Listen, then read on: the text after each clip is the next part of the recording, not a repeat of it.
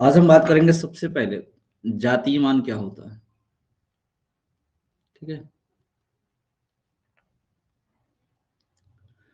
आप इसको जातीय मान भी बोल सकते हैं और आप अंकीय मान भी बोल सकते हैं। ठीक ना, आप ये जातीय बोलिए या अंकीय बोलिए, अर्थात फेस वैल्यू।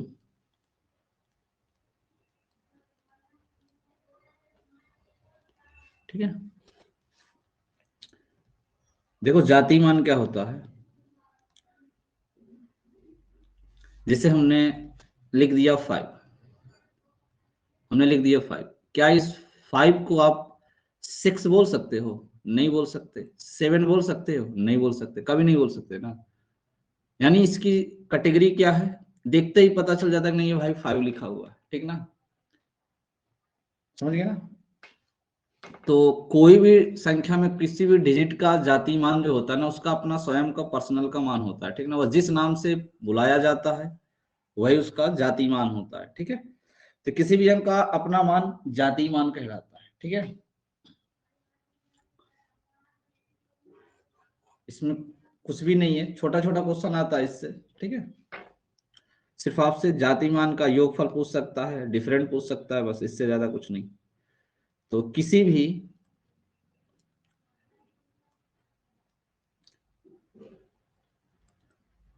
अंक का अपना मान जातीय मान कहलाता है। ठीक है, जातीय मान कहलाता है।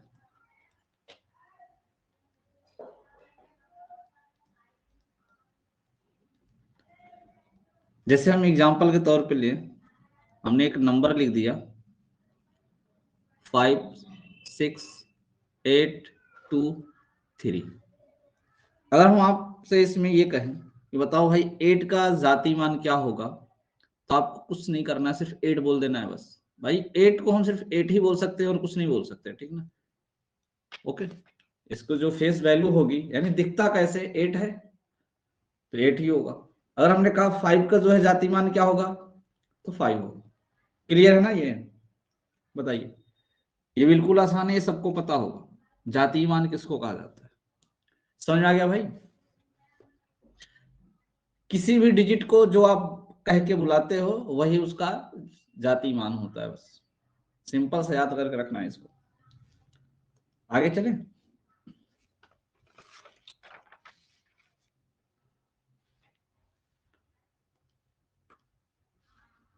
अब बात करते हैं स्थानीय मान की। ठीक है, स्थानीय मान,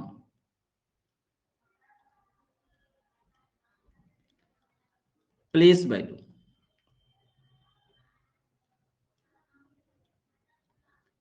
प्लेस वैल्यू की बात करते हैं। प्लेस वैल्यू क्या होता है? ठीक है, प्लेस वैल्यू देखिए, आप लोग अगर सिंपल भाषा में समझें तो जैसे हम कोई भी नंबर लिखते हैं, जैसे हमने कह दिया कि ये 5 है, 8 है, 2 है, 1 है, 3 है, 6 है। तो आप हमेशा संख्या की जो काउंटिंग करते हैं वो किधर से करते हैं? राइट साइड से। राइट से आप लेफ्ट की तरफ चलते हैं। ठीक ना, तो आप प्लेस चेक करते हैं कि कौन सा डिजिट किस प्लेस पे। जैसे हम 6 की बात करें तो यहाँ जो 6 है ये कौन से प्लेस पे है? इकाई पे है। ठीक ना, 3 की बात करें तो ये किस पे है? दहाई पे है। 1 की बात करें कौन से प्लेस पे है? तो ये सैकड़ा पे है। 2 की बात करें तो ये 1000 पे है ना भाई। और 8 की बात करें तो ये 10,000 इस पे है, 10,000। इसी प्रकार आगे 5 की बात करें तो कौन से प्लेस पे है? जो अंक जिस भी प्लेस पे है ना वही उसका स्थानीय मान कहलाता है। जैसे हम बात करें 6 का, तो देखो 6 कौन से प्लेस पे है? तो आप कहेंगे सर इकाई पे। तो इसका इकाई का मान क्या होता है? इकाई का मान क्या होता है? 1 होता है ना। इकाई का मान कितना होता है? 1। अर्थात हम 6 में 1 से मल्टीप्लाई करेंगे तो क्या आएगा? 6 आएगा। ओके, क्या आएगा? 6 आएगा। इसी तरीके से हम 3 की बात करें तो 3 कौन से प्लेस पे है? दहाई प्लेस पे है। तो दहाई का मान कितना होता है? 10, यानी 10। तो 3 में आप मल्टीप्लाई कर दीजिए कितने से? 10 से, 30 होता है। ऐसे ही हम 1 की बात करें तो 1 कौन से प्लेस पे है, सैकड़े, यानी सैकड़े का मान कितना होता है 100। ठीक है, ये हो जाएगा 100। क्लियर है, क्लियर है ना भाई। तो जो भी डिजिट जिस प्लेस पे होता है वही उसका स्थानीय मान कहलाता है। ठीक है, अगर आप डिफिनीशन लिखना चाहें तो लिख सकते हैं। किसी संख्या में किसी संख्या में कोई अंक किसी संख्या में कोई अंक जिस स्थान पर होता है, जिस स्थान पर होता है वह उसका स्थानीय मान कहलाता है, वह उसका स्थानीय मान कहलाता है। स्थानीय मान कहलाता है। क्लियर है, एक बार कमेंट करके सब लोग बताएं ये समझ में आया कि नहीं सबको, स्थानीय मान किसको बोला जाता है। बहुत आसान भी है, छोटी क्लासों में आप लोग पढ़ चुके हैं इसको, सबको समझ में आ गया ना भाई।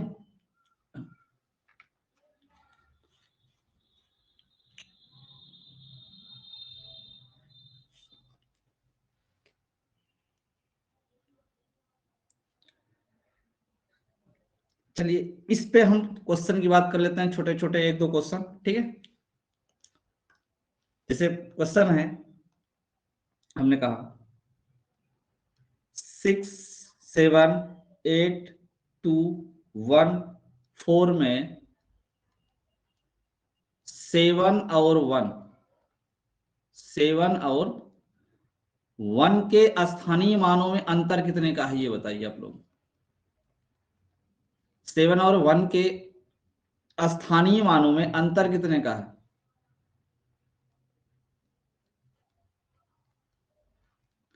स्थानीय मानों में अंतर कितने का है, बताएं सब लोग, आंसर कमेंट करें इसका। सभी लोग आंसर कमेंट करेंगे भाई, ठीक है ना।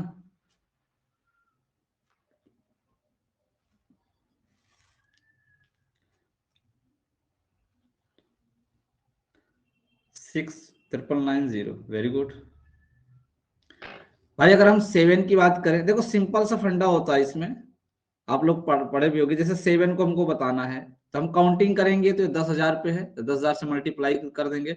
नहीं तो आप देखिए इसके राइट साइड में जितने भी डिजिट हैं आप उतना शून्य लगा दें, उतना क्या लगा दें, शून्य। 7 के राइट साइड में चेक करिए कितने डिजिट है, 4 डिजिट है, 4 शून्य लगा दो।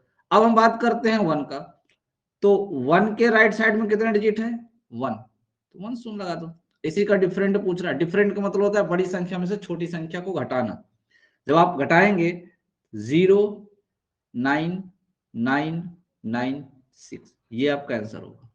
ठीक है, समझ में आ गया, ये कर लेंगे ना इसको आप लोग। एक क्वेश्चन और बोल देते हैं, उसके बाद फिर हम स्थानीय मान का एक और आता है पॉइंट वाला, वो बता देते हैं।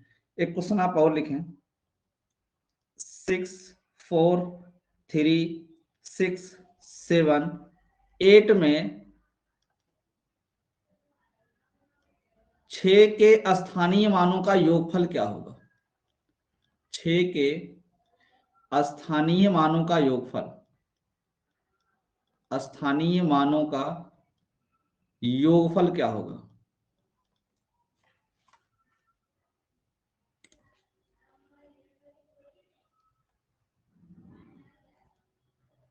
बताएं सब लोग।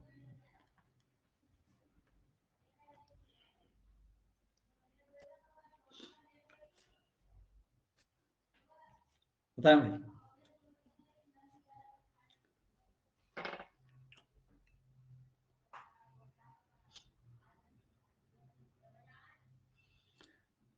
बहुत बढ़िया,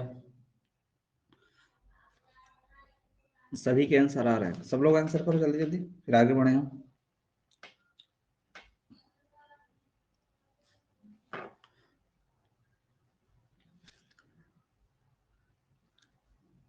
बहुत अच्छे। देखिए कुछ भी नहीं करना है, फर्स्ट ये 6 लिखेंगे तो अगर नीचे ये हो गया, इसके राइट साइड में जितने भी डिजिट है ना सबको आपको 0 करना है, ठीक ना। दूसरे 6 को बताना है, सीधा 6 लिख लीजिए। अब इसके योगफल करना है ना, तो हम डायरेक्ट लिख दे रहे हैं, ठीक ना, डायरेक्ट लिख दे रहे हैं, ये आपका आंसर आएगा, क्योंकि लिख के जोड़ना ही तो है, जोड़ेंगे तो ये आंसर आएगा।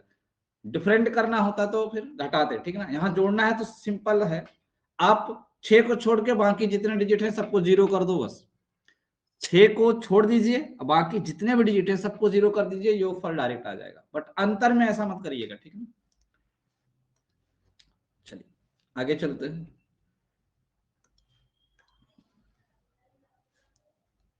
अब देखिए आपको पॉइंट वाला क्वेश्चन पूछा जाता है, जैसे आपका ये हमने दशमलव लगा दिया, ये ठीक है ना, ये दशमलव लगा दिया, हमने इधर लिख दिया आपका ए बी सी टी, ठीक है। अब जो पॉइंट के लेफ्ट साइड में है हमने उसको कर दिया एक्स वाई जेड, ठीक ना। इसमें आपको समझना है, यहां से क्वेश्चन बनता है, ठीक ना। तो पॉइंट के जो राइट साइड में है, अगर हम इसमें ए का बात करें तो इसका जो स्थानीय मान होगा ना 1/10, अर्थात 1/10 में ए से मल्टीप्लाई कर देंगे, ठीक ना। जो बी प्लेस है ये क्या हो जाएगा 1/100। भाई आप पॉइंट दशमलव वाले को भिन्न में बदलना जानते हैं। अगर कहीं दशमलव ए लिखा है तो आप क्या करेंगे, a/10 लिखेंगे कि नहीं लिखेंगे, a/10 ही लिखेंगे ना। यही इसका क्या है, स्थानीय मान है। जो उसको भिन्न जब आप कन्वर्ट करते हैं वही उसका स्थानीय मान होता है, बट आपको 10 को काटना नहीं है, ठीक है। अगर हम इसकी बात करेंगे सी का, तो ये कितना हो जाएगा c/1000। ऐसे अगर हम डी की बात करेंगे तो ये क्या हो जाएगा d/10,000। बट अगर हम इसके लेफ्ट साइड में चलते हैं ना, लेफ्ट साइड में, तो लेफ्ट साइड वाला अभी आपने पढ़ा, x का मान क्या होगा, x होगा, ठीक ना। y का मान क्या होगा 10y होगा, यानी 10 से मल्टीप्लाई करेंगे। z का मान क्या होगा 100 से मल्टीप्लाई करेंगे। यही पढ़ा ना आपने अभी। तो ये आपको पॉइंट वाले को जरूर याद रखना है कि पॉइंट वाले का प्लेस वैल्यू कैसे निकाली जाती है, ठीक है। ओके, सबको समझ में आया, क्वेश्चन दें इस पे।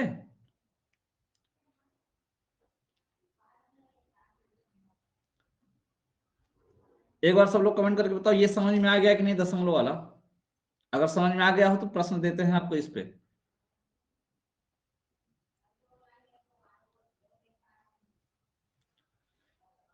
ठीक है, मैं क्वेश्चन दे रहा हूं, जरा आप लोग आंसर करें। क्वेश्चन है 86.35 में 6 व 5 के स्थानीय मानों का योग क्या होगा। 6 व 5 के स्थानीय मानों का योग क्या होगा, स्थानीय मानों का योग। ऑप्शन दे देते हैं, ठीक है ना, आपको इसमें आपको ऑप्शन दे देते हैं। जैसे हमने कह दिया 6/5 होगा, 5/6 होगा,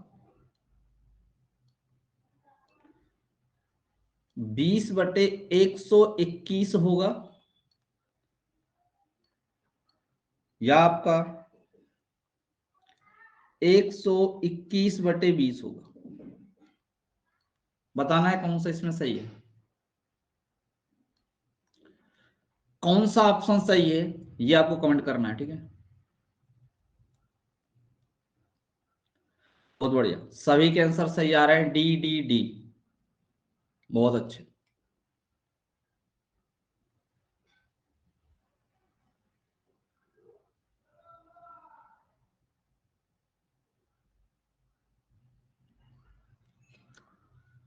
देखिए सॉल्व करेंगे तो जो 6 की वैल्यू है ना वो कितनी आएगी, 6 की आएगी, प्लस अगर हम 5 का प्लेस वैल्यू निकालेंगे तो कितना आएगा 5/100। इसको आप भिन्न में कन्वर्ट कर दीजिए, ठीक ना, भिन्न में कन्वर्ट कर दीजिए। देखिए कैंसिल करेंगे, 5 से ये एक बार में कट जाएगा, ये 20 100 कितने बार में कट जाएगा, 20, ठीक ना।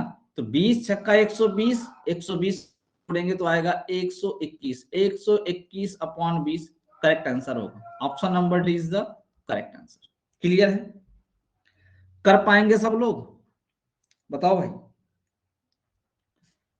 सभी लोग कर लेंगे ना? एक क्वेश्चन और आप लगा लें, फिर उसके बाद हम अगले पॉइंट पे चलते हैं। नेक्स्ट क्वेश्चन है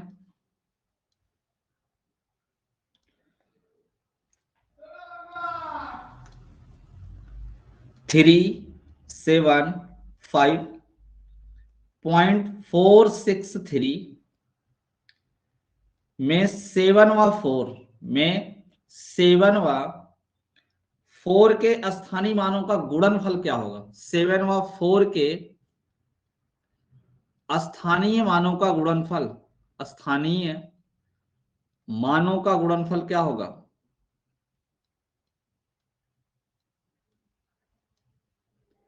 गुणनफल क्या होगा? ठीक है, बताएं सभी लोग आंसर।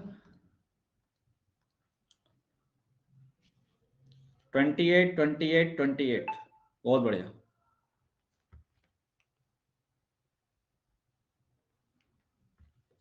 सभी के 28 आ रहे हैं ना भाई? देखिए, जो 7 का प्लेस वैल्यू होगा पॉइंट के लेफ्ट साइड में, 7 की वैल्यू क्या होगी? 70, इंटू कर लीजिए। अब इसमें 4 का बताना है, तो 4 का पॉइंट के राइट साइड में ना भाई, इसकी प्लेस वैल्यू होगी 4/10। यहाँ 0 से 0 आपका कैंसिल हो जाएगा, 7 और 4 को मल्टीप्लाई करेंगे कितना आएगा? 28। ये आपका राइट आंसर है। क्लियर है? तो पॉइंट वाले का भी आप कर लेंगे ना भाई? अगर आपसे पॉइंट वाले का पूछा जाएगा तो कर लेंगे? चलिए आगे चलते हैं। अब बात करते हैं हम आरोही क्रम।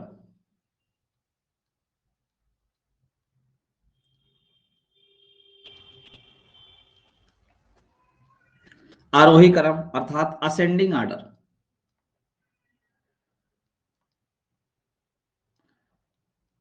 असेंडिंग ऑर्डर की बात करते हैं, ठीक ना। देखो, आरोही क्रम किसको बोला जाता है भाई? संख्याओं के बढ़ते हुए क्रम को, ठीक ना। देखो, इसमें आरोही में अगर आप शब्द पकड़े, आरोही लिखा है ना, आरोही में आ कौन सा लिखा है ये पकड़िए आप, ठीक ना। जैसे कुछ बच्चे हैं भूल जाते हैं, बड़ा लिखा है ना, बड़ा आ से मतलब बढ़ते हुए क्रम में आपको लिखना है, ठीक ना। तो संख्याओं के बढ़ते हुए क्रम को आरोही क्रम बोला जाता है। संख्याओं के बढ़ते हुए क्रम को, संख्याओं के बढ़ते हुए क्रम को, जैसे अगर हम बात करें संख्या की, जैसे हम लिखें 3, अब देखो 3 से बड़ा हम 4 लिख देते हैं, 4 से बड़ा 5, तो इस क्रम को क्या बोला जाता है? आरोही। जैसे हमने कहा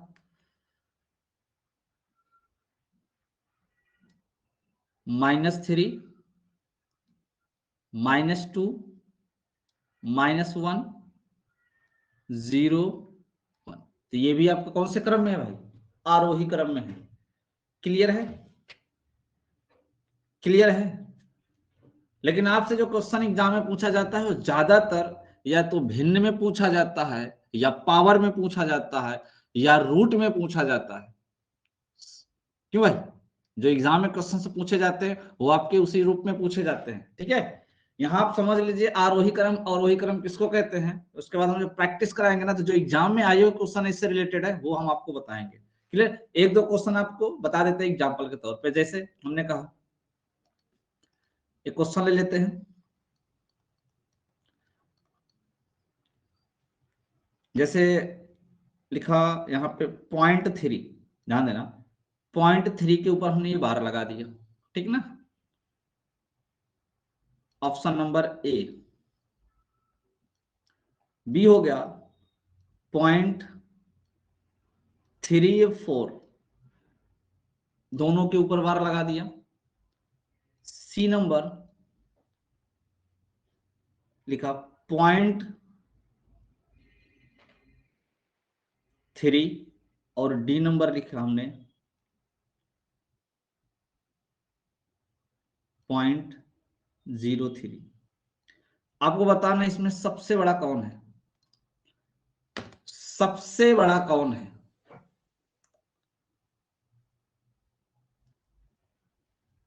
इसी का एग्जाम में आरोही और अवरोही क्रम जो है पूछ लेता है एग्जाम में। इसी का आरोही व अवरोही क्रम पूछता है, ऐसे वैल्यू देके सेम मिलती जुलती वैल्यू देगा, ठीक ना। तो आपको इसमें सबसे बड़ा बताना है, ठीक ना।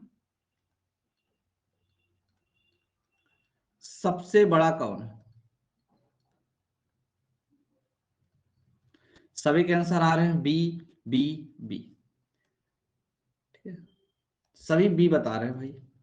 चलिए ऑप्शन का जो है ना, ऑप्शन को देखते हैं। जैसे यहाँ पे लिखा हुआ है 0.3 के ऊपर बार, 0.3 के ऊपर बार लिखा हो, तो क्या ये बताइए अगर हमको बार हटाना है तो क्या हम 3/9 लिख सकते हैं क्या, 3/9 अर्थात 1/3, ठीक है, 1/3। अगर हम इसकी बात करें और इसको पॉइंट बदलिएगा तो 0.33 आएगा, ठीक ना। आप डायरेक्ट भी इसको 0.33 लिख सकते थे इस चीज को। अगर हम इसकी बात करें तो आपको 0.34, ठीक ना, 34। अगर आप भिन्न में बदलना चाहेंगे तो आएगा 34/99, 34/99, ठीक है। अगर हम इसकी बात करें तो ये तो 0.3 आगे आपका जीरो चाहे जितना लगा दे, इससे कोई फर्क पड़ने वाला नहीं है। और ये आपका 0.03, ध्यान से सुनिएगा, यहां पे इस वाले ऑप्शन नंबर ए में 0.33 आ रहा है बार बार आपका, ठीक ना। और ऑप्शन नंबर बी में 0.3 के बाद 4 आया है, तो यानी ए और बी में तो बी नंबर बड़ा है, ठीक ना भाई। अब बाकी के जो वैल्यू है ना, देखो ये आपका सी नंबर छोटा है और डी नंबर तो बिल्कुल भी छोटा है। तो आप सबने बताया ऑप्शन नंबर बी करेक्ट है, सभी का सही है, option number B is the correct answer, ठीक है। क्लियर है। एक क्वेश्चन हम और देंगे आपको, बस फिर आगे बढ़ेंगे हम। दूसरा क्वेश्चन है, इसमें भी आपको सबसे बड़ा ही बताना है। हमने लिखा 0.9 के ऊपर बार, ठीक है, 0.9 के ऊपर बार। बी लिखा 0.9, सी लिखा 0.09 और डी नंबर लिखा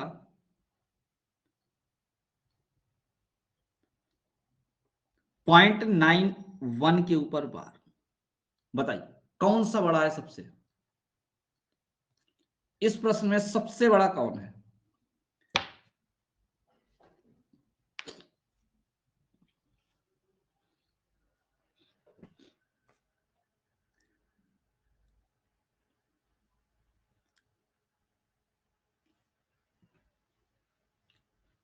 ए नंबर, सभी का आंसर ए आ रहा है, बहुत बढ़िया, बहुत बढ़िया। भाई देखो इसको जब हम बटे में बदलेंगे ना, भिन्न के रूप में बदलेंगे, तो ये 9/9 अर्थात 1 हो जाएगा। और ये आपका 0.9 यानी 1 से कम है, ये तो 1 से बहुत ज्यादा कम है 0.09। और ये आपका देखिए 91/99, अगर ये 99 होता तब तो एक होता, ये 91 को 99 पार्ट में बांटना है, अर्थात ये वैल्यू 1 से बहुत ज्यादा कम है ये भी। तो सबसे बड़ा कौन है, option number A, option number A सबसे बड़ा मान है इसमें। तो ये जो अभी हमने सेकंड वाला वैल्यू बताया और ये फर्स्ट वाला, दोनों क्वेश्चंस, ये दोनों क्वेश्चन एग्जाम में पूछे जाते हैं, ठीक है ना। ये पॉइंट लगा के ही आपको कंफ्यूज करता है, कहीं बार लगा देगा, कहीं आगे जीरो लगा देगा, ठीक है, ये आपको बहुत कंफ्यूज करता है एग्जाम में। चलो आगे चलते हैं। तो ऐसे प्रश्नों का एग्जाम में सावधानी पूर्वक आंसर दिया करें, ठीक है भाई। आगे बात करते हैं हम लोग अवरोही।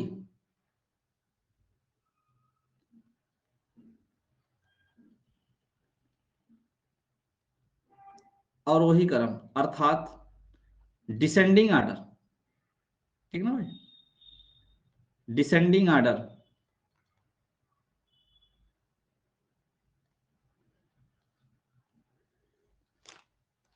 अब देखिए इसमें डिसेंडिंग ऑर्डर अवरोही क्रम में देखिए इसमें जो आ लिखा है छोटा लिखा है ना, अर्थात संख्याओं के घटते क्रम को,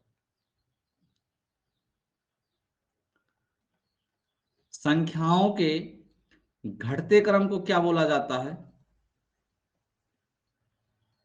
घटते क्रम को हम लोग क्या बोलते हैं?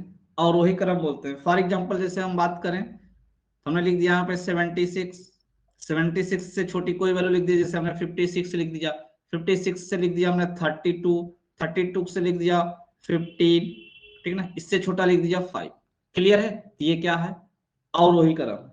क्या है ये? अवरोही क्रम। अगर ऐसे हम निगेटिव में लिखे तो हम ऐसे कह सकते हैं, देखो -2, -2 से छोटा -10 है, -10 से छोटा -15 है, -15 से छोटा हम लिखे तो यहाँ -55 है। तो ये सब माइनस में संख्या जितनी बढ़ती जाएगी वो ऑटोमेटिक छोटी होती जाती है। तो ये सब क्या है?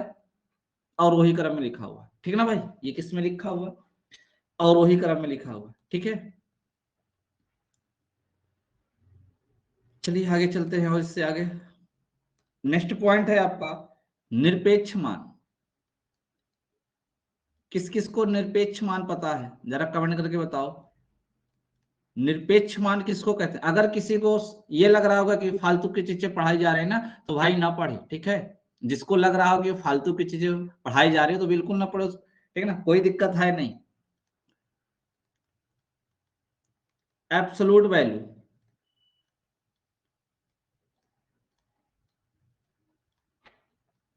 निरपेक्ष मान किसको बोला जाता है?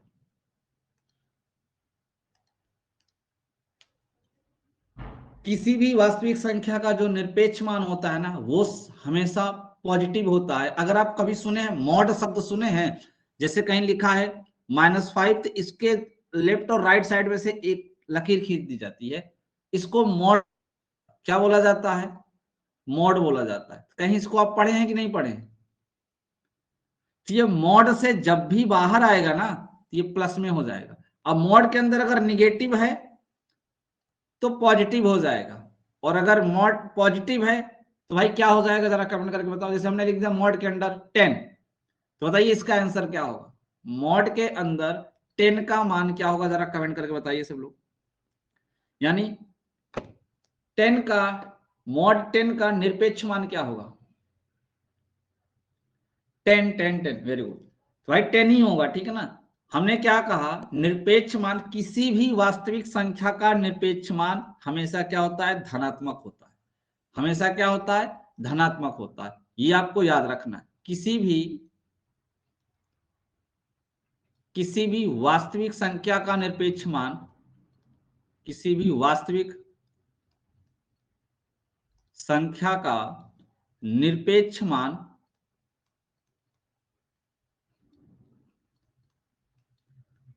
धनात्मक होता है। धनात्मक होता है, ये हमेशा याद रखना। जैसे अगर हमने लिख दिया आपका मॉड के अंदर लिख दिया x, तो ये बाहर आएगा ना तो x लिखा जाएगा। अगर मॉड के अंदर लिखा हुआ है -x, तो ये भी बाहर आएगा तो भी ये x ही लिखा जाएगा, यानी प्लस में लिखा जाएगा, ठीक है ना। पॉजिटिव है तो पॉजिटिव ही लिखा जाएगा, निगेटिव है तो उसको पॉजिटिव करके लिखना है। तो यहाँ क्या लिखा है? किसी भी वास्तविक संख्या का निरपेक्ष मान, यहाँ लिख लीजिए सदैव, सदैव धनात्मक होता है, ठीक ना। ऑलवेज, हमेशा धनात्मक होता है, कभी वो ऋणात्मक नहीं हो सकता, ठीक है भाई। यहां तक चीजें समझ में आ गई आप लोग को? यहां तक समझ में आ गई? ठीक है। आगे दो चार पॉइंट और हैं छोटे छोटे, उसको समझ लीजिए।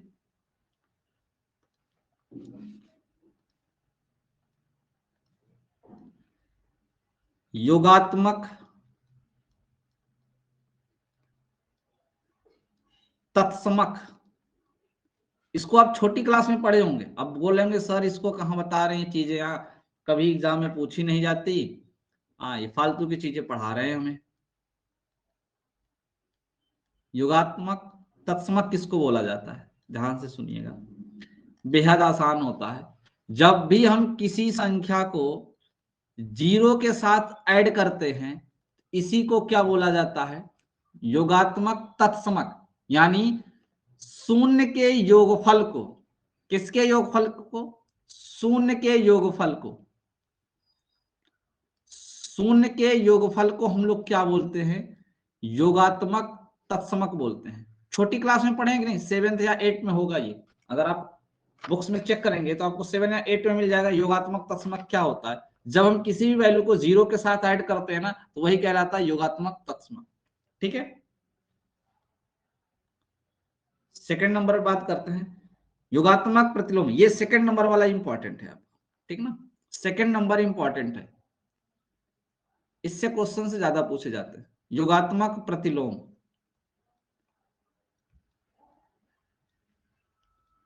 योगात्मक प्रतिलोम।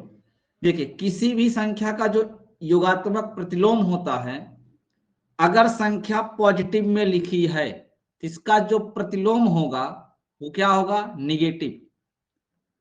अर्थात चिन्ह बदल जाता है, माइनस से गुणा कर दिया जाता है। ए का अगर प्रतिलोम पूछा गया, योगात्मक लिखना, ठीक ना, योगात्मक प्रतिलोम, तो क्या होगा? माइनस ए होगा। यानी ए का योगात्मक प्रतिलोम माइनस ए होगा, और अगर माइनस ए का पूछा जाएगा तो ए होगा। क्लियर है? क्लियर है ना भाई?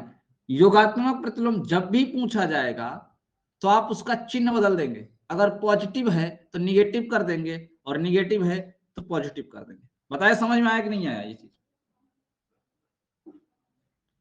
अगर लिखना चाहते हैं तो आप ऐसे लिख सकते हैं कि a प्लस ब्रैकेट में माइनस ए इक्वल टू 0 को योगात्मक प्रतिलोम कहते हैं। योगात्मक प्रतिलोम कहते हैं।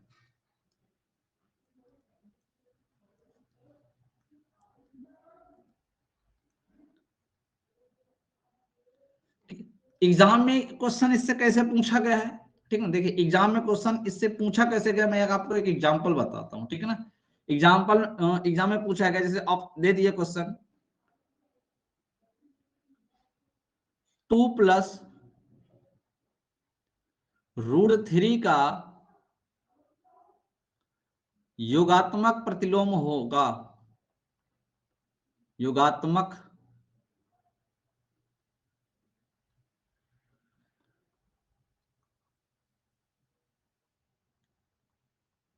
प्रतिलोम है, ठीक है ना। तो आपको कुछ भी नहीं करना है, ठीक ना। इसमें सिर्फ माइनस साइन से क्या करना है? मल्टीप्लाई करना है। क्या करना है? माइनस से मल्टीप्लाई करना है, तो -2 प्लस √3 हो जाएगा, और चाहे तो ब्रैकेट में आप माइनस से गुणा भी कर सकते हैं, ठीक है, माइनस से गुणा भी कर सकते हैं। दूसरा क्वेश्चन अगर हम बात करें तो आपसे ऐसे भी पूछा जाएगा, जैसे कह दिया 2 माइनस √3। अब इसका योगात्मक प्रतिलोम पूछ लिया, तो आपको क्या करना है? जब माइनस से मल्टीप्लाई करेंगे तो ये √3 -2 हो जाएगा। ये इसका राइट आंसर होगा ना भाई, ठीक है। तो ये इसका क्या कहलाता है? योगात्मक प्रतिलोम कहलाता है। समझ में आया सबको? बताएं।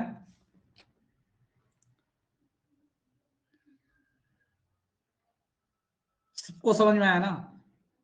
बहुत अच्छे, आगे चलते हैं। 2 पॉइंट और हैं। एक है आपका गुणात्मक तत्समक।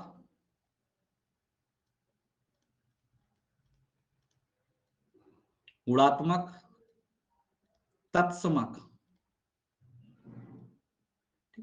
गुणात्मक तत्समक किसको बोला जाता है? जब भी किसी भी वैल्यू को 1 के साथ मल्टीप्लाई किया जाता है। किसके साथ? 1 के साथ मल्टीप्लाई किया जाता है ना, इसी को बोला जाता है गुणात्मक तत्समक, ठीक है। किसी भी वैल्यू को किसके साथ मल्टीप्लाई कर दिया जाए भाई? 1 के साथ, ठीक है। अगर गुणात्मक प्रतिलोम की बात करें,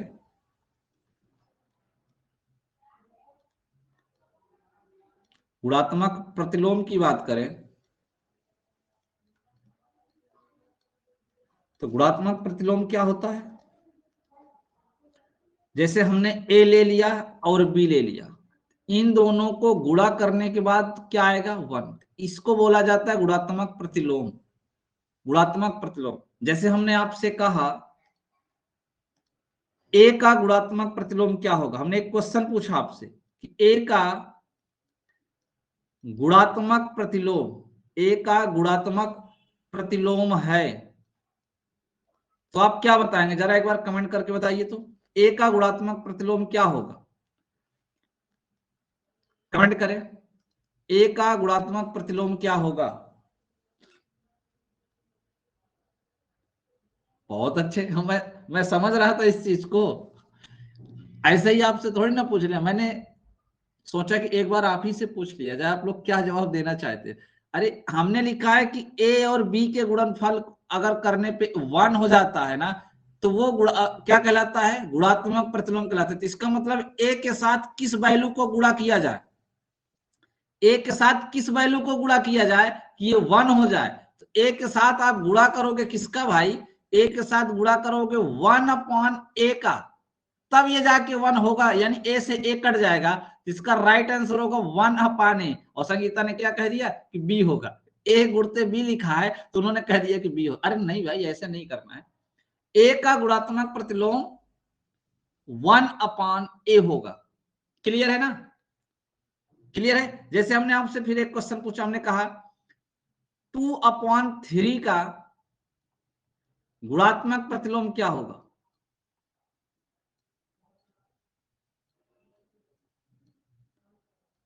2/3 का गुणात्मक प्रतिलोम क्या होगा, तो 3/2 होगा। कितना होगा भैया, 3/2 होगा। कितना होगा, 3/2। अगर किसी को नहीं पता चल रहा है कि भाई क्या होता है ना, देखो हमने a इंटू बी बराबर 1 लिखा है, हमने लिखा 2/3 का, तो आप लिख दो 2/3 गुणे का चिन्ह लगाओ, यक्स लिख दो। अब बराबर क्या आना चाहिए, 1 आना चाहिए, अर्थात आपको यक्स की वैल्यू बताना है। तो यक्स बराबर क्या होगा, ये 2/3 इधर आएगा तो भाग होगा, अर्थात ये भाग होगा तो उल्टा करके गुणा कर दे, यानी 3/2 हो जाएगा, यानी x की वैल्यू क्या होगी, 3/2 होगी। समझ में आया। हमने ये आपको यहां दिखाया है कि a और b अगर दो वैल्यूए हैं तो इनको मल्टीप्लाई करने पे अगर 1 आता है, इसका मतलब ये दोनों एक दूसरे का गुणात्मक प्रतिलोम है। समझ में आया, दोनों वैल्यूओं को गुणा करने पे क्या आना चाहिए, 1 आना चाहिए। ठीक है ना, चलो सबको समझ में आ गया, सबको समझ में आ गया।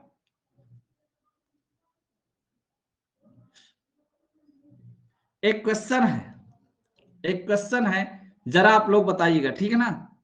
आपको बताना है गुणात्मक प्रतिलोम, गुणात्मक, क्वेश्चन लिख लीजिए तो, क्वेश्चन लिख लीजिए तो, एक मिनट।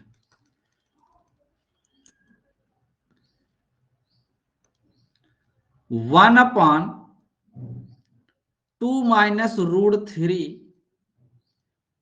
का गुणात्मक प्रतिलोम है, का गुणात्मक प्रतिलोम है। मैं आपको ऑप्शन देता हूं, ठीक है ना, 4 ऑप्शन है आपके सामने। 2 माइनस, एक मिनट, ये ऑप्शन नहीं देंगे, ठीक ना, नहीं तो आप लोग जो है बिल्कुल आसान कर दोगे। 2 + √3, 2 + √3, ऑप्शन बी,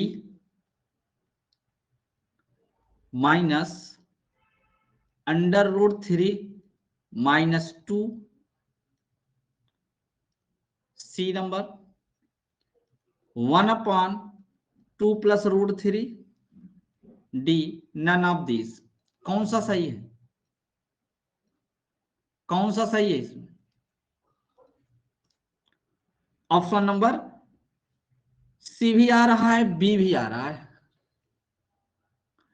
सी भी आ रहा है और बी भी आ रहा है। अरे सिंपल सी बात थी, ऑप्शन नंबर बी आएगा, ठीक है ना। हमने थोड़ा सा चेंजिंग किया, माइनस चिन्ह को बाहर कर दिया, ठीक है ना। अगर इसको माइनस से गुणा करोगे तो ये माइनस वाला प्लस में हो जाएगा और प्लस वाला माइनस में हो जाएगा। आप मुझे बताओ, क्या 1/2 माइनस √3 गुणते 2 - √3 करेंगे तभी तो 1 आएगा ना, तभी तो 1 आएगा। तो यही तो आंसर होगा ना, ऑप्शन नंबर बी, होगा कि नहीं। सी आंसर 4 लोगों ने दिया है भाई, बी होगा। कौन सा होगा, बी, गुणात्मक प्रतिलोम यानी गुणा करने के बाद 1 आना चाहिए। तो 1/2 माइनस रूट 3 में अगर हम 2 माइनस रूट 3 का मल्टीप्लाई करेंगे ना, तभी वो 1 होगा। होगा कि नहीं होगा?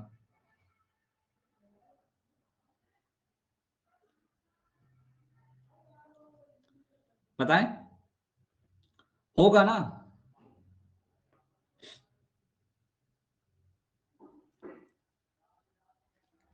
चलिए आगे बढ़ते हैं। किसी को कोई डाउट है क्या भाई? किसी को कोई डाउट है तो बोल सकता है।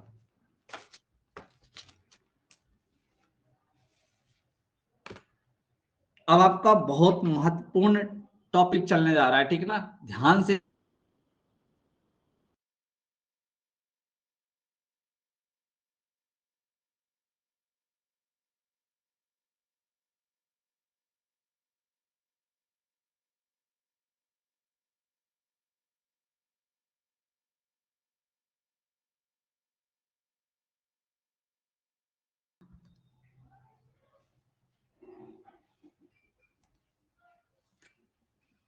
हम लोग चर्चा कर रहे थे किसकी? विभाजता के नियम की।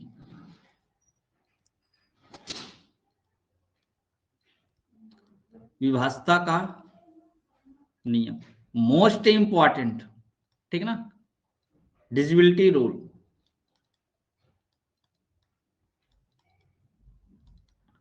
डिविजिबिलिटी रूल, इसको खूब अच्छे से पढ़ना है भाई। एक एक पॉइंट इसमें ध्यान से देखना है, क्योंकि ये बहुत इंपॉर्टेंट टॉपिक है, ठीक है ना? मैं बार बार बोल रहा हूं, बहुत ही इंपॉर्टेंट टॉपिक है ये। सबसे पहले नंबर पे हम बात करते हैं 2 की पावर n से विभाज्य। 2 की पावर n से विभाज्य, 2 की पावर n से विभाज्य। 2 की पावर n का मतलब क्या है, ध्यान से समझिए। हमने अगर n की जगह पे 1 लिख दिया, इसका मतलब है कि 2। अगर 1 n की जगह पे 2 लिख दिया तो मतलब क्या हुआ, 4। n की जगह पे हमने 3 लिख दिया तो क्या होगा, 8। n की जगह पे हमने 4 लिख दिया तो क्या होगा, 16। अगर हमने n की जगह पे 5 लिख दिया तो क्या होगा, 32। आप इसी तरीके से आप लिखते चले जाएंगे। यानी 2 की पावर के रूप में अगर बोला गया भाग करने के लिए, यानी जिस वैल्यू से भाग करने के लिए कहा गया, अगर वो 2 की पावर के रूप में है तो वह वैल्यू कटेगी कि नहीं कटेगी, ये आपको चेक करना है कि इससे 2 पावर n से कटेगा या नहीं कटेगा। तो क्या करना है, ध्यान से सुनिए, ठीक है ना? ध्यान से सुनिएगा इसको, ठीक है? 2 की पावर n, 2 की पावर n से कोई संख्या, से कोई संख्या तभी विभाज्य होगी,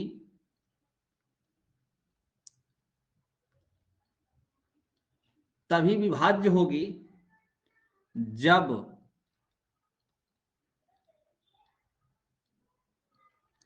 संख्या के अंतिम n अंक, संख्या के अंतिम n अंक 2 पावर n से विभाज्य हो। 2 पावर n से विभाज्य। क्लियर है? क्या मैंने कहा, कोई भी संख्या 2 की पावर n से तब विभाजित होगी जब उस संख्या के अंतिम n अंक, अर्थात n का मतलब क्या हुआ कि जितनी पावर लगी होगी अंतिम उतने अंक कटने चाहिए।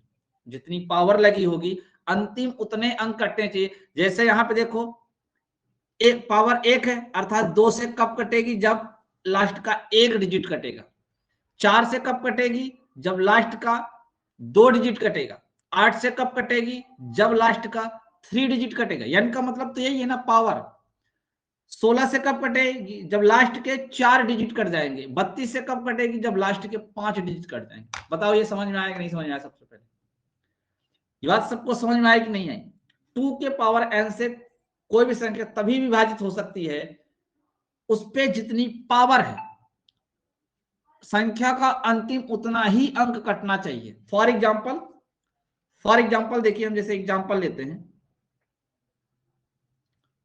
हमने कहा 5 6 7 8 डिवाइडेड 2। अब मुझे बताइए क्या यहां 2 पे पावर 1 लगी है क्या? क्या 2 पे पावर 1 लगी है क्या? तो आप कहेंगे हाँ सर, तो लास्ट का एक डिजिट कटना चाहिए बस। अर्थात आपको यहां यह चेक करना है क्या 8 2 से कटेगा, तो कहेंगे हाँ सर कट जाएगा, इसका मतलब संख्या भी कट जाएगी। क्लियर है ना? क्लियर है भाई? फिर हमने कहा एक संख्या है 8 7 0 2 0 डिवाइडेड बाई 4। अब मुझे बताइए क्या ये जो 4 लिखा हुआ है, ये 4 लिखा है, क्या ये 2 का 2 पावर है क्या? 4 का मतलब क्या होता है? 4 का मतलब क्या होता है? 4 का मतलब देखिए यही तो होता है ना, 4 का मतलब होता है 2 की पावर 2। तो पावर क्या है? 2 है। कोई सी भी संख्या 4 से तभी कटेगी जब लास्ट का 2 डिजिट कटेगा। लास्ट का कितने डिजिट कटेगा? 2 डिजिट कटेगा। अर्थात अगर 20 4 से डिजिबल है तो पूरी संख्या भी 4 से कट जाएगी, तो यहां डिजिबल है। समझ में आ रहा है भाई? सबको समझ में आ रहा है? किसी को कोई डाउट है क्या? अगर किसी को कोई डाउट है तो बोल सकता है। जैसे हमने कहा 3 6 7 8 2 4, हमने कहा भाई चेक करके बताइए क्या ये संख्या 8 से डिजिबल है? तो आप लोग चेक करके बताओ, यस या नो में कमेंट करना है। क्या ये वैल्यू 8 से डिजिबल है? क्या ये वैल्यू जो लिखी गई है 8 से डिजिबल है? Yes, very good. क्यों? क्योंकि 8 का मतलब होता है 2 की पावर 3, ठीक ना? यहां पे पावर कितनी है? 3 है। अर्थात संख्या के कितने अंक कटने चाहिए? 3 अंक कटने चाहिए लास्ट के। तो क्या ये लास्ट के 3 अंक 8 से कट जाएंगे? बिल्कुल कट जाएगा। करेक्ट है, बिल्कुल कट जाएगा भाई। हमने कहा 3 8 6 8 0 6 4, हमें काटना है इसको कितने से? 16 से। कितने से काटना है भाई? 16 से। तो क्या ये 16 से डिजिबल है?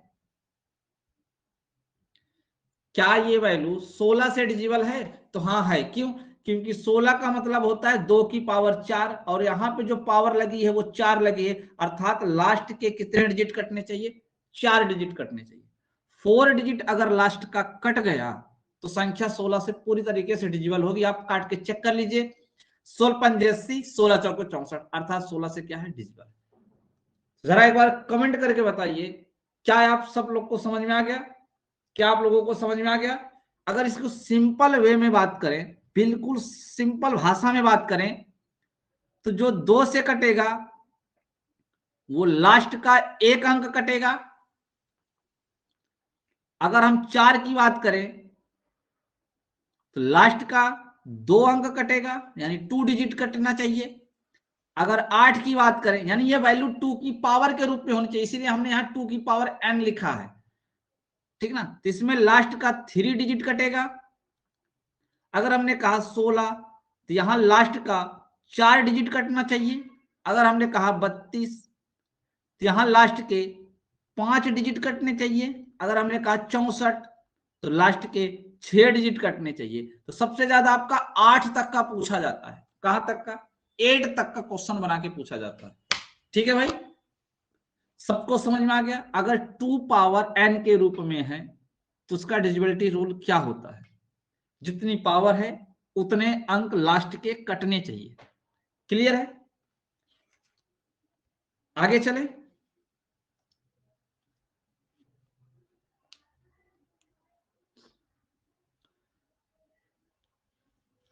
सबको समझ में आ गया ना भाई?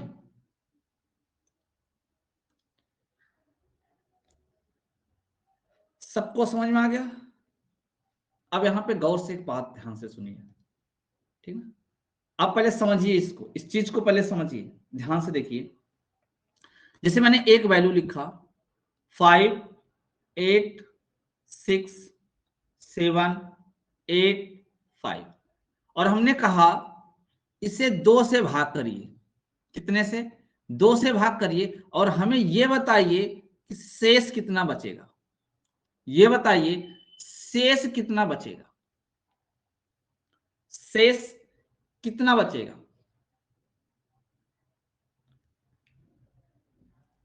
तो बहुत आसान सा प्रश्न है, ठीक है ना, बहुत ही आसान सा प्रश्न है। कितना बचेगा? 1। भाई हम 2 से डिजिबिलिटी रूल क्या चेक करते हैं कि हमको लास्ट का डिजिट काटना है।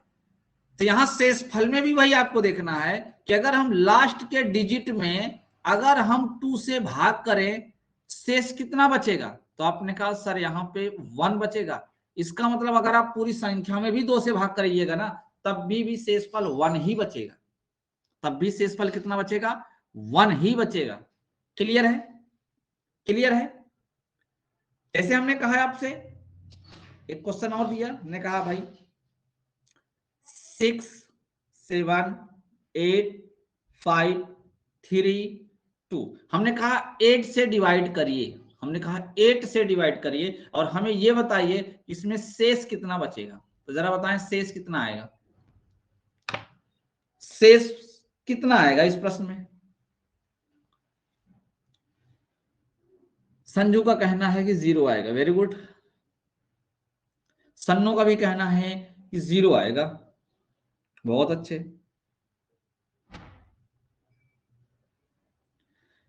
पीयूष का भी कहना है 0 आएगा, शिवानी का भी कहना है 0 आएगा, बहुत अच्छे। संगीता का भी कहना है 0 आएगा, शिव कुमार का भी कहना है कितना आएगा भाई? 0 आएगा, बहुत अच्छा। काफी शानदार प्रदर्शन रहा सब लोग का। 8 से लास्ट के कितने डिजिट कटने चाहिए? 3 डिजिट, क्योंकि ये 8 का मतलब क्या होता है? 2 का पावर 3, लास्ट के 3 डिजिट कटने चाहिए। हमने कहा ठीक है भाई। 532 में हमने 8 से डिवाइड करना स्टार्ट किया। हमने कहा 8 छंग 48, कितना बच गया? 5, 2 लिया, ठीक है ना। फिर से 8 छंग 48, कितना बच गया? 4। अब बताइए हम गलत हैं कि आप गलत हो? दो में से तो कोई एक गलत है, या तो हम गलत हो सकते हैं या फिर आप लोग गलत हो सकते हैं।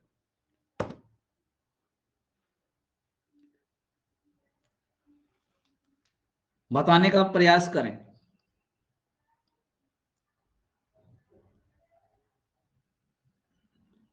क्यों भाई 0 आएगा या 4 आएगा? जरा कमेंट करके बताएं, 0 आएगा या 4 आएगा?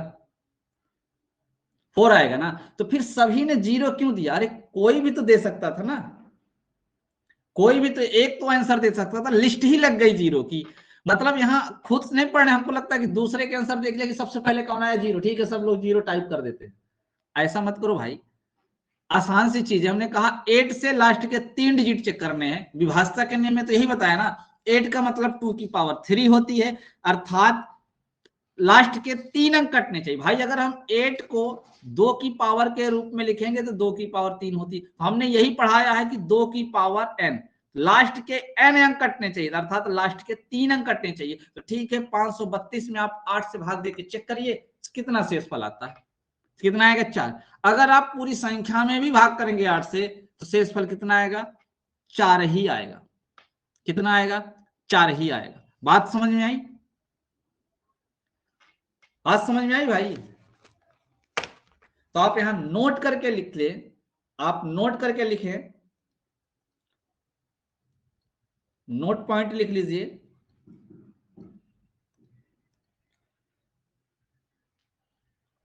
लिख लीजिए 2 पावर n से किसी संख्या में, किसी संख्या में भाग देने पर, भाग देने पर वही शेषफल आता है, वही शेष आता है जो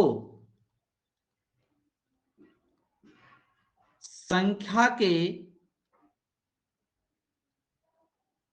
के अंतिम n अंक में भाग देने पर आता है, भाग देने पर आता है।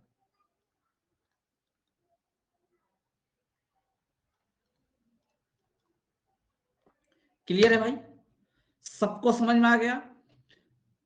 2 की पावर n से किसी भी संख्या में अगर आप भाग दे रहे हैं तो शेषफल वही बचेगा जितना आपको लास्ट के अंकों में भाग देने पे शेष बचेगा। अब आपको चेक करना है कि 1 में भाग करना है कि 2 में करना है कि 3 में करना है, कि लास्ट के कितने डिजिट में भाग करना है। तो जितनी पावर होगी उतने डिजिट में ही भाग करना है। सबको समझ में आ गया? बोलिए भाई, सबको समझ में आ गया कि नहीं? फटाफट कमेंट करके बताएं।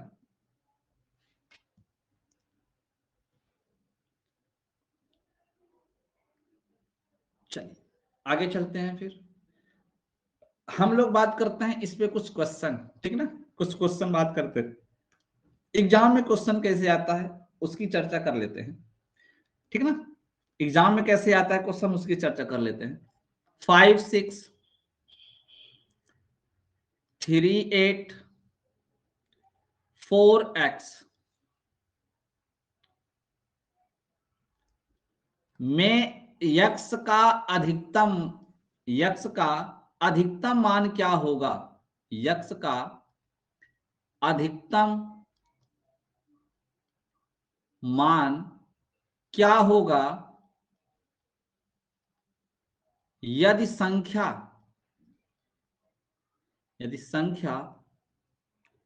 4 से पूर्णतः विभाजित हो, 4 से पूर्णतया विभाजित हो। बताएं आंसर। x का मैक्सिमम मान क्या होगा जब संख्या किससे कटनी चाहिए? 4 से पूरी तरीके से कटनी चाहिए, तो x की मैक्सिमम वैल्यू क्या हो सकती है? 8 8 8। बहुत अच्छे।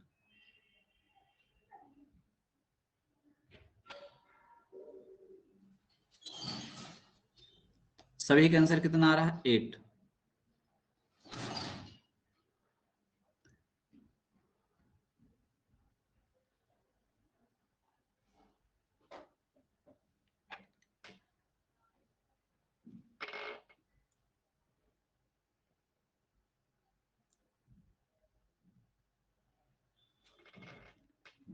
चलिए देखिए, 5 6 3 8 4x।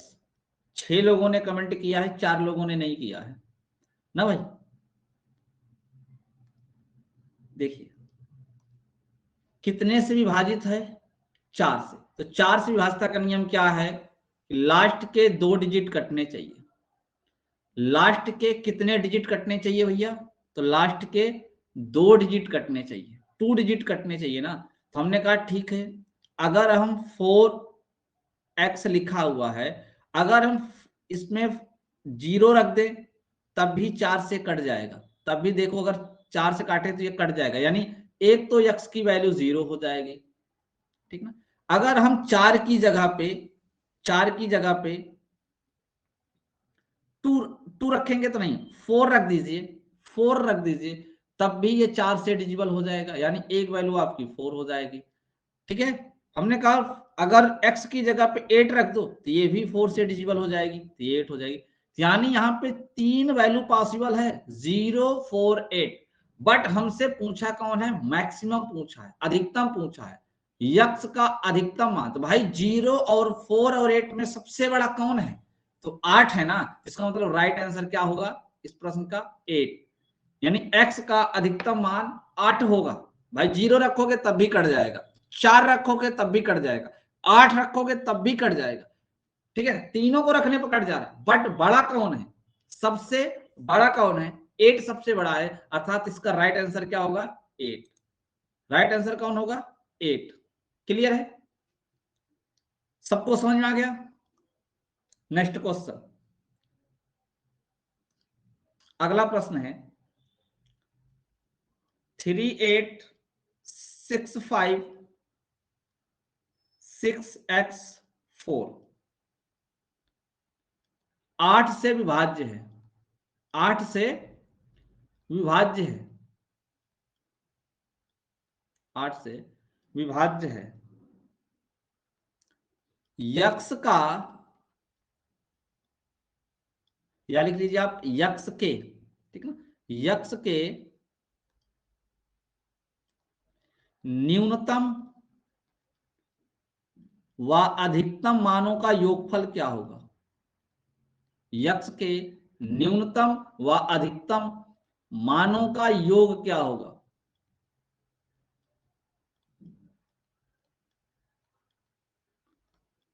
बताने का प्रयास करें। अगर ये संख्या 8 से पूरी तरीके से डिजिबल है तो यहाँ पे x के मैक्सिमम और मिनिमम मान का सम क्या होगा, ये बताना है आपको।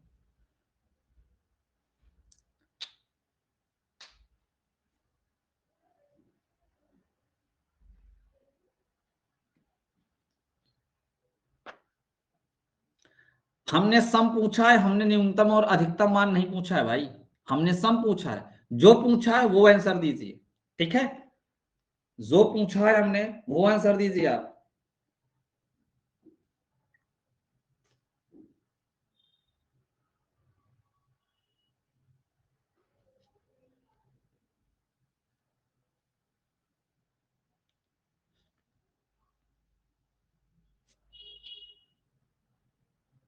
Eight eight eight.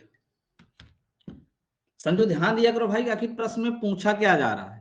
नहीं तो आप लोग एग्जाम में भी यही करते हैं, जल्दी में क्वेश्चन पूरा नहीं पढ़ते हैं, जल्दबाजी में आंसर टिक कर देंगे, तो वही होगा कि हमने तो लगाया था, गलत कैसे हो गया फिर। भाई क्वेश्चन तो कम से कम पूरा पढ़े, पूछा क्या जा रहा है। ये छोटी छोटी कमियां अपनी दूर करें, ठीक है।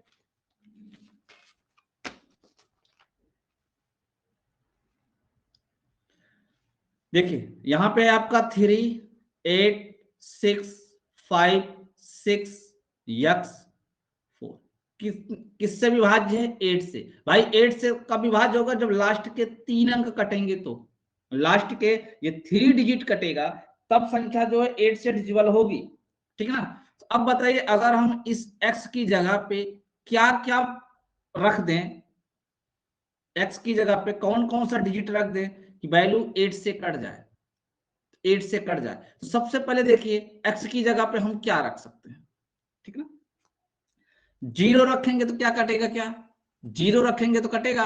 अगर आप 0 रखेंगे तो 604 हो जाएगा, और 8 सते 56, 4 बचेगा 44, नहीं कटेगा। अगर हम x बराबर 0 पुट करें, अगर हम x बराबर 0 पुट करेंगे तो संख्या नहीं कटेगी, अर्थात 0 पॉसिबल नहीं है।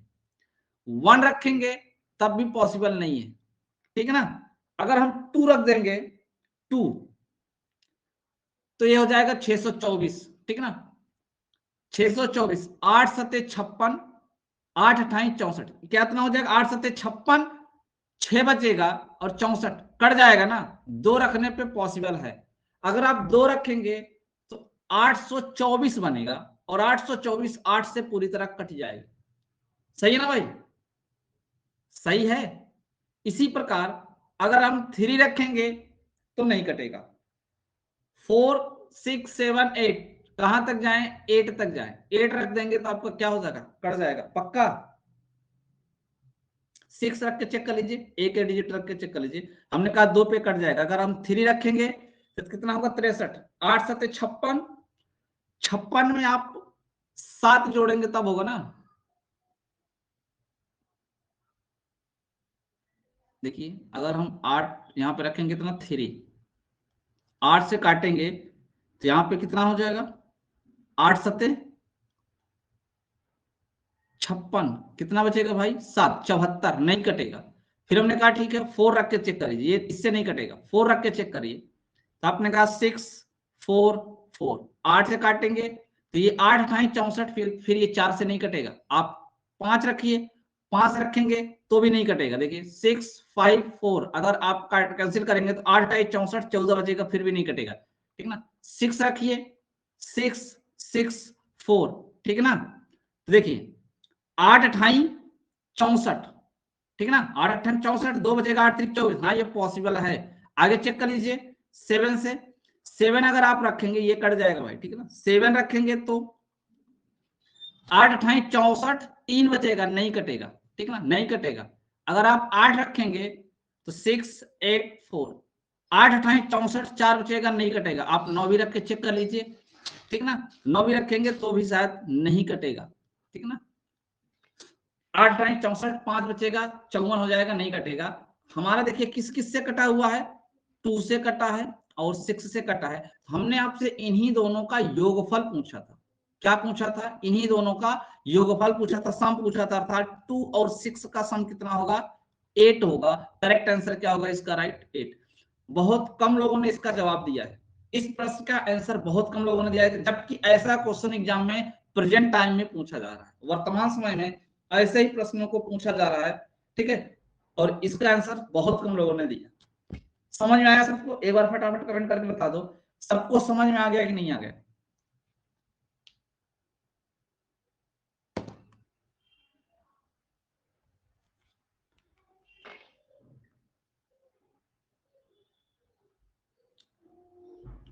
नेक्स्ट क्वेश्चन दें, नेक्स्ट क्वेश्चन।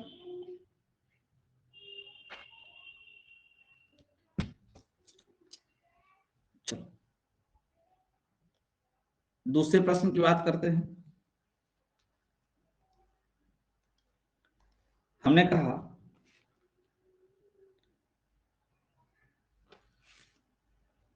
संख्या 7 8 6 कर लीजिए, 7 6 8 5 2 9 स्टार 4 से पूर्णतः विभाज्य है, 4 से पूर्णतया विभाज्य है, 4 से पूर्णतया विभाज्य है, 4 से पूर्णतया विभाज्य है, तो यक्ष का अधिकतम मान बताएं। तो यक्ष का अधिकतम मान, तो यक्ष का अधिकतम मान क्या होगा? बताएं भाई, एक्स की मैक्सिमम वैल्यू क्या होगी? एक्स की मैक्सिमम वैल्यू क्या होगी? 6 6 6, सभी का आंसर कितना आ रहा है भाई? 6 आ रहा है। कितना आ रहा है? 6। देखिए जब ऑप्शन नहीं देंगे तो ये प्रश्न आपके लिए थोड़ा सा मतलब कैलकुलेटिव होगा, बट आपके एग्जाम में 4 ऑप्शन आते हैं, आप चारों में से पुट करके चेक कर सकते हो कि किससे कट रहा है और कौन सबसे बड़ा है। जिससे नहीं कट रहा होगा तो वो आंसर हो ही नहीं सकता। अब जिससे कटेगा चेक कर लेना उसमें सबसे बड़ा कौन है, ठीक ना। यहाँ पे डिजिबिलिटी रूल क्या है? 4 से काटना है तो लास्ट के 2 अंक कटने चाहिए। लास्ट के कितने कटने चाहिए भाई? 2 अंक कटने चाहिए। यहाँ पे अधिकतम पूछा ना, तो आप मैक्सिमम वैल्यू से पीछे आइए, यानी 9 से चलिए। क्या यहाँ पे अगर हम यक्स का मान 9 कर देंगे कटेगा? नहीं कटेगा। हमने कहा यक्स का मान 8 कर दें, कटेगा? तो आपने कहा नहीं कटेगा भाई, 4 दूनी 8, 18, फिर नहीं कटेगा। हमने कहा ठीक है 7 कर देते हैं, तो 7 भी नहीं कटेगा। हमने कहा ठीक है 6 कर देते हैं, तो 6 ये बोले आप कट जाएगा सर, इसका मतलब इसका राइट आंसर क्या होगा? 6। जब मैक्सिमम पूछे तो आप पीछे से वैल्यू पुट करना स्टार्ट करो, और जब मिनिमम पूछे तो आप 0 से पुट करना स्टार्ट करो। समझ में आया मैं क्या कह रहा हूं? जब आपसे वो मैक्सिमम वैल्यू की बात करें तब आप वैल्यू पुट करना कहां से शुरू करेंगे? 9 से। 9 से 8 7 यानी घटते क्रम में आएंगे, और जब आपसे मिनिमम पूछेगा तो आप 0 से पुट करना स्टार्ट करेंगे, तो आपका आंसर जल्दी आएगा। समझ में आया मैं क्या बोल रहा हूं? जब आपका अधिकतम पूछता है तो आप 1 से पुट करना स्टार्ट करते हो, और पता लगे कि आप 4 पे ही पुट करते हो, आगे 6 पे गए ही नहीं।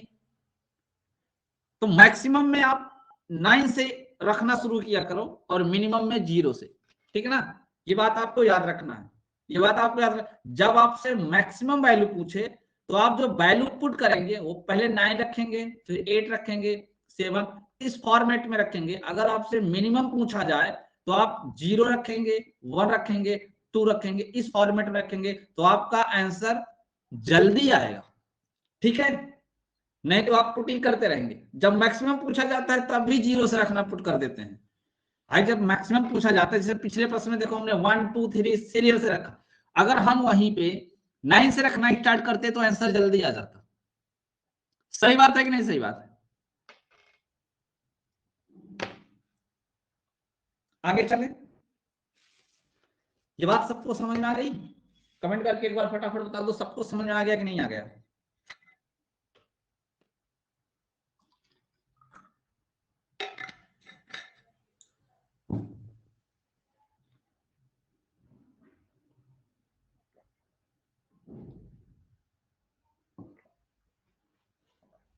चलिए ठीक है, आगे चलते हैं नेक्स्ट विभाज्यता के रूल पे। ठीक है,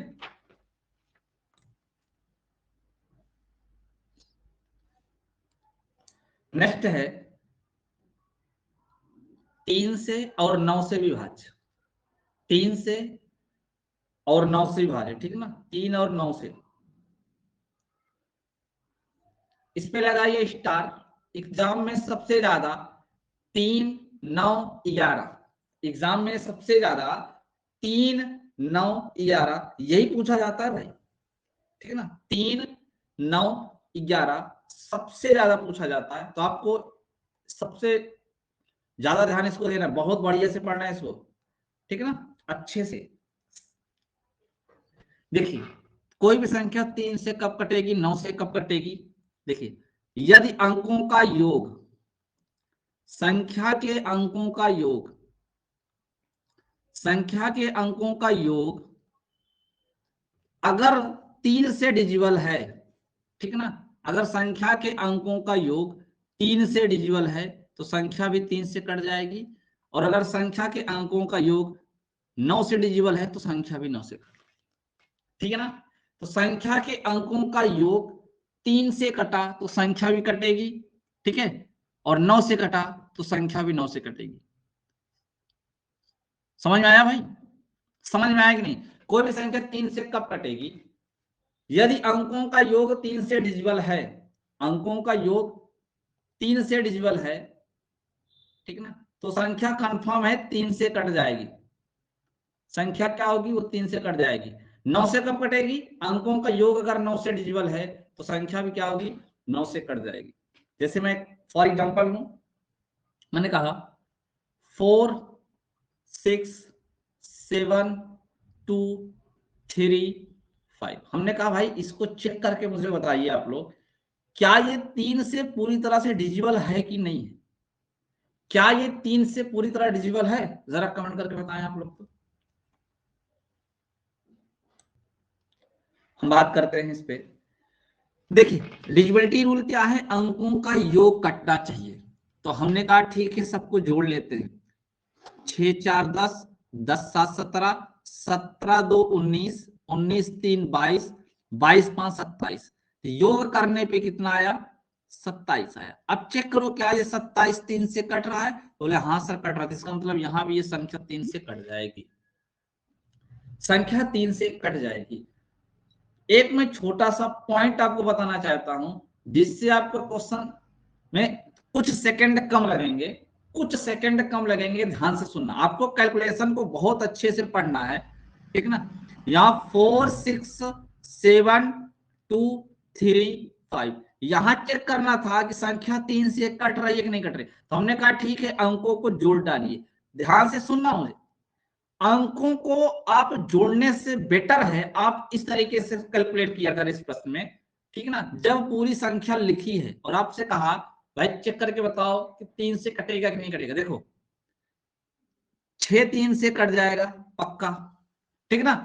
4 2 6 3 से कट जाएगा पक्का, ठीक है ना।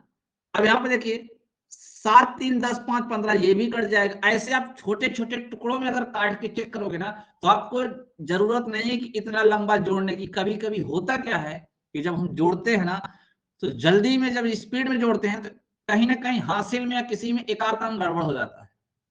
जोड़ने में क्या हो जाता है? गड़बड़ हो जाता है। जहां 27 आ रहे हैं तो वहां लगे 26 आ जाएगा, नहीं तो 28 आ जाएगा। मैं क्या कहना चाह रहा हूं समझ रहे हैं आप लोग? मैं ये कहना चाह रहा हूं कि अगर 4 6 7 2 3 5 लिखा है तो आप यहां देखो 6 को काट दो, ये 3 से कटता है। 7 2 9 भी 3 से कटता है, ठीक है ना, ठीक है। 5 4 9 ये भी 3 से कटता है, और ये 3 तो 3 से कटता ही कटता है। काम खत्म। देखो सारे डिजिट कट गए 3 से, इसका मतलब वैल्यू संख्या 3 से कट जाएगी।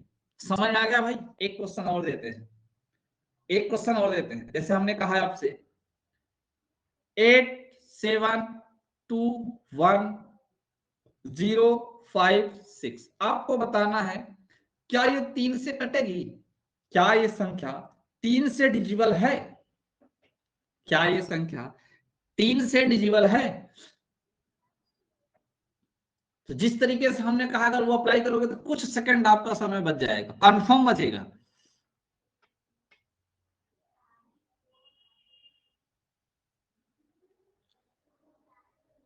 संजू कह रहे हैं कि नहीं कटेगा, सन्नो का भी कहना है कि नहीं कटेगा, शिव कुमार, एंजल सबका कहना है भाई नहीं कटेगा, शिवानी, राधा सभी का कहना है कि नहीं कटेगा, पीयूष का भी कहना है कि भाई नहीं कटेगा। बहुत अच्छे। देखिए क्या करिए आप 6 को चेक करिए, कटेगा? हाँ कट जाएगा, ठीक है। 5 एक छा देखो कट जाएगा, काट दो। 0 तो कट ही जाता है। 7 2 9 ये भी 3 से कट जाएगा। 8 कटेगा? नहीं कटेगा। इसका मतलब संख्या 3 से नहीं कटेगी। क्लियर है? क्लियर है सबको? क्लियर है ना? आगे चलते हैं,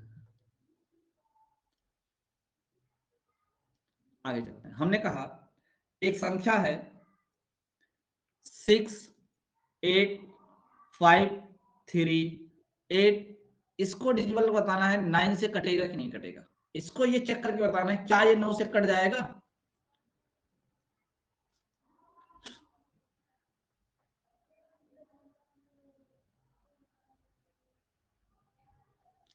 चेक करके बताना है क्या ये 9 से कटेगा। संजू का कहना है नहीं है, सन्नो, पीयूष सबका कहना है कि भाई नहीं कटेगा, सभी का कहना है कि नहीं कटेगा। तो डिजिबिलिटी रूल क्या है? आप चेक करेंगे इसको, इसके अंकों को सम करेंगे, इसके अंकों को क्या करेंगे? सम करेंगे, ठीक है ना। तो 8 6 14, 14 5 19, 19 3 22, 22 और 8 30, जोड़ने पे कितना आया? 30। तो भैया ये 30 9 से नहीं कटता है, अर्थात ये संख्या भी नहीं कटेगी, संख्या भी नहीं कटेगी। वही रूल यहां भी हम लोग अप्लाई कर सकते हैं। 6 8 5 3 8, हमको चेक करना है कि ये 9 से कटेगा कि नहीं कटेगा। हमने क्या कहा? चलिए चेक करते हैं। 6 3 9 9 से कट जाएगा, ठीक है ना। फिर आपने कहा 8 2 16 और 16 5 21, नहीं कटेगा, काम खत्म। यानी ये संख्या 9 से नहीं कटेगी। आप ऐसे चेक कर सकते हैं, जोड़ने की कोई जरूरत नहीं, वहीं पे कैंसिल आउट कर दीजिए, वहीं पे कैंसिल आउट कर दीजिए, आंसर हो जाएगा, ठीक है ना। आंसर क्या होगा? हो जाएगा। तो ये 3 से और 9 से डिजिबिलिटी रूल समझ में आ गया कि नहीं आ गया? जरा बताएं। 3 से कब कटेगी, 9 से कब कटेगी, ये समझ में आ गया सबको? बहुत अच्छे, अच्छी बात। एक चीज छोटी सी गौर करने वाली बात है, यहां पर आप लोग ध्यान दीजिएगा, नोट पॉइंट में अगर लिखना होगा तो आप लिख लेना। जैसे हमने कहा देखिए 15, अगर हमने 15 को 3 से भाग दिया तो ये संख्या 3 से कट गई। हमने कहा ठीक है, काम करिए जरा 9 से भाग करके चेक करिए तो क्या ये 9 से कटेगी। तो आपने कहा नहीं सर 15 तो 9 से नहीं कटती। फिर हमने कहा ठीक है, काम करिए आप 18 लिख लीजिए। 18 को 3 से भाग करिए, कट गए? हाँ भाई 3 से कटेगा। 9 से भाग करिए, 9 से भी कट जाएगा। हमने कहा एक काम करिए 27 लिख लीजिए। हमने कहा 27 को 3 से भाग करिए, आपने कहा कट जाएगा। हमने कहा 9 से, कहा कट जाएगा। हमने कहा ठीक है, काम करिए 54 लिख लीजिए, ठीक ना। आपने कहा सर 3 से कट जाएगा। हमने कहा फिर 9 से भी बता दो। आपने कहा कट जाएगा। हमने कहा ठीक है 24 लिख लो जरा तो। आपने कहा सर 3 से कट जाएगा। हमने कहा 9 से, तो आपने कहा नहीं कटेगा। तो यहां गौर करने वाली ये बात है, ध्यान से देखो, जो संख्या 9 से कटी है, जो संख्या 9 से डिवाइड हुई है वो 100% 3 से कटी है। वो संख्या 100% 3 से कटी है। लेकिन जो संख्या 3 से कटी है जरूरी नहीं है कि 9 से भी कट जाए। देखो दो संख्याएं ऐसी हैं जो नहीं कटी हैं, दो संख्याएं ऐसी हैं जो नहीं कटी हैं। ये चीज ध्यान रखना, अगर कोई संख्या 3 से कट रही है तो कोई जरूरी नहीं है कि वो 9 से कटे, कट भी सकती है, नहीं भी कट सकती है। लेकिन अगर 9 से कट गई तब तो 3 से 100% कटेगा। इसका रीजन क्या है कि जो 3 होता है ना, 3 या 3 9 का गुणनखंड होता है। 3 क्या होता है? 9 का गुणनखंड होता है। 9 का अगर आप फैक्टर करेंगे ना तो आपको 3 मिलेगा उसमें, बट अगर आप 3 का फैक्टर करेंगे ना तो 9 नहीं मिलेगा। ठीक ना? अगर आप 3 का फैक्टर करेंगे तो वहां पे 9 नहीं मिलेगा। अर्थात इसीलिए कोई भी संख्या 3 से अगर कट रही है तो गारंटी नहीं है कि वो 9 से कटे, और लेकिन अगर 9 से कट गई तो कंफर्म 100% वो किससे कट जाएगी? 3 से। ये चीज जरा आप ध्यान से रखना। अगर देखिए जैसे हमने कहा एक संख्या है जो 24 से कट जाती है, एक संख्या है यक्स है, अगर यक्स 24 से डिजिबल है, देखो यक्स फिर किस किस से कट सकता है, तो आप चेक करिए कि 24 का फैक्टर कौन कौन है। 1 है, 2 है, 3 है, 4 है, 6 है, 8 है, 12 है। अर्थात वो संख्या यक्स इन सभी संख्याओं से भी कट जाएगी। क्लियर है? क्लियर है? अगर कोई संख्या 24 से डिजिबल है तो 24 कितने गुणनखंड होंगे ना, उन सभी गुणनखंडों से कट जाएंगे। लेकिन अगर आप ये कहिए कि यक्स जो है ना, कोई संख्या यक्स है, जैसे हमने कह दिया, एक क्वेश्चन लिख दिया, हमने कहा भाई 36 लिखा हुआ है, 36 भाई इसमें 8 से डिजिबल है, तो बताओ क्या ये 36 भाई, देखो 8 इसमें खंड है ना, तो 36 क्या 24 से कटेगा? तो नहीं कटेगा, नहीं कटेगा ना। ये बात सबको समझ में आ रही होगी। कोई संख्या अगर 3 से कट रही है तो 9 से गारंटी नहीं है कटने, बट 9 से कटेगी तो 100% 3 से कटेगा ही कटेगा। क्यों? क्योंकि 3 9 का एक गुणनखंड होता है। यहां तक सबको समझ में आ गया? यहां तक सबको समझ में आ गया? आगे चलते हैं। अब गौर करिए, हमने कहा 5 8 3 9 2 1। हमने कहा भाई भाग करो 3 से और हमें ये बताओ शेष कितना बचेगा। हमने ये कहा कि 3 से भाग करो और हमें ये बताओ शेष कितना बचेगा। इस प्रश्न में अगर हम इस संख्या में 3 से भाग करते हैं तो शेष फल कितना आता है? पीयूष का आया है 1, सन्नो का भी बनाया है, संजू का 1 आ रहा है, शिवानी शिवा सबको भाई 1 आ रहा है ना, 1 आ रहा है। तो सिंपल सा मेथड आपको वही लगाना है, या तो आप अंकों को जोड़ लीजिए। देखिए 8 5 13, 13 3 16, 16 और 9 25, 25 2 27, 27 1 28। अगर आप 28 में 3 से भाग करेंगे तो आपको रिमाइंडर कितना प्राप्त होगा? 1 प्राप्त होगा। कितना? 1। तो हम ये कह रहे हैं आपसे कि भाई जो आप 5 8 3 9 2 1 को आप जोड़ते हैं, आप यहाँ इसको जोड़ना बंद कर दीजिए। ऐसे करिए, देखिए 9 3 से ये कट जाएगा, 3 से ये भी कट जाएगा, 3 से 2 और 1 3 ये भी कट जाएगा। ठीक है ना? और यहाँ पे देखिए बच गया 8 और 5, तो 8 5 13। अगर हम 13 में 3 से भाग करें तो रिमाइंडर कितना आ जाएगा? तो बिल्कुल छोटा हो जाता है। कहने का मतलब ये है कि कैलकुलेशन थोड़ी सी आसान हो जाती है। कैलकुलेशन थोड़ी सी क्या हो जाती है, और आपको ऐसे ट्राई करना चाहिए। क्यों? क्योंकि इससे आपके कैलकुलेशन की स्पीड बढ़ती है। अगर किसी को लग रहा है कि नहीं हमको जोड़ के करने में ही आसान है तो कर सकता है, उसको डिफरेंट बाद में खुद ही पता चल जाएगा। ठीक है ना? डिफरेंट उसको बाद में खुद ही पता चलेगा। चलिए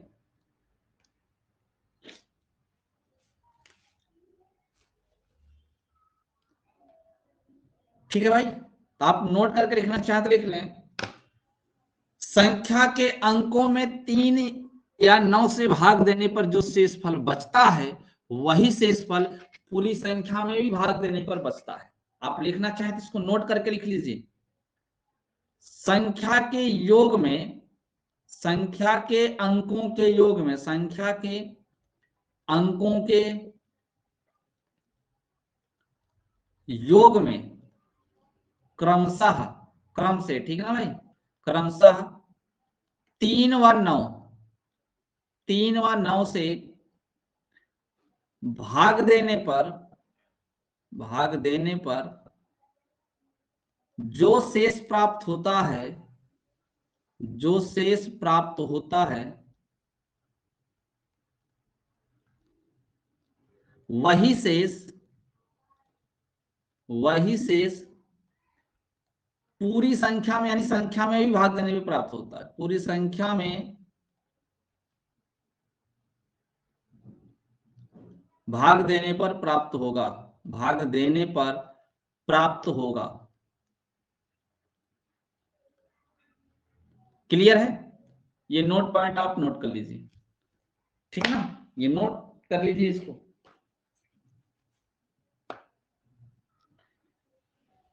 चलिए अब हम बात करते हैं इस पे कुछ क्वेश्चन की, ठीक है ना, कुछ छोटे छोटे प्रश्नों की बात करते हैं, ठीक है ना।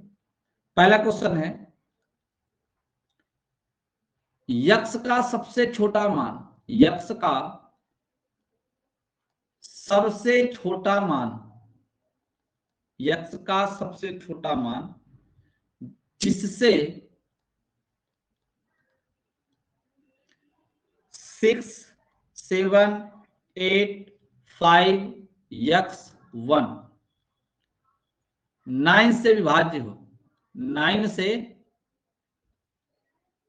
विभाज्य हो, बताएं, चेक करके बताएं कि x की सबसे मिनिमम वैल्यू क्या होगी जिससे यह संख्या जो है 9 से विभाज्य हो। कमेंट करके बताएं।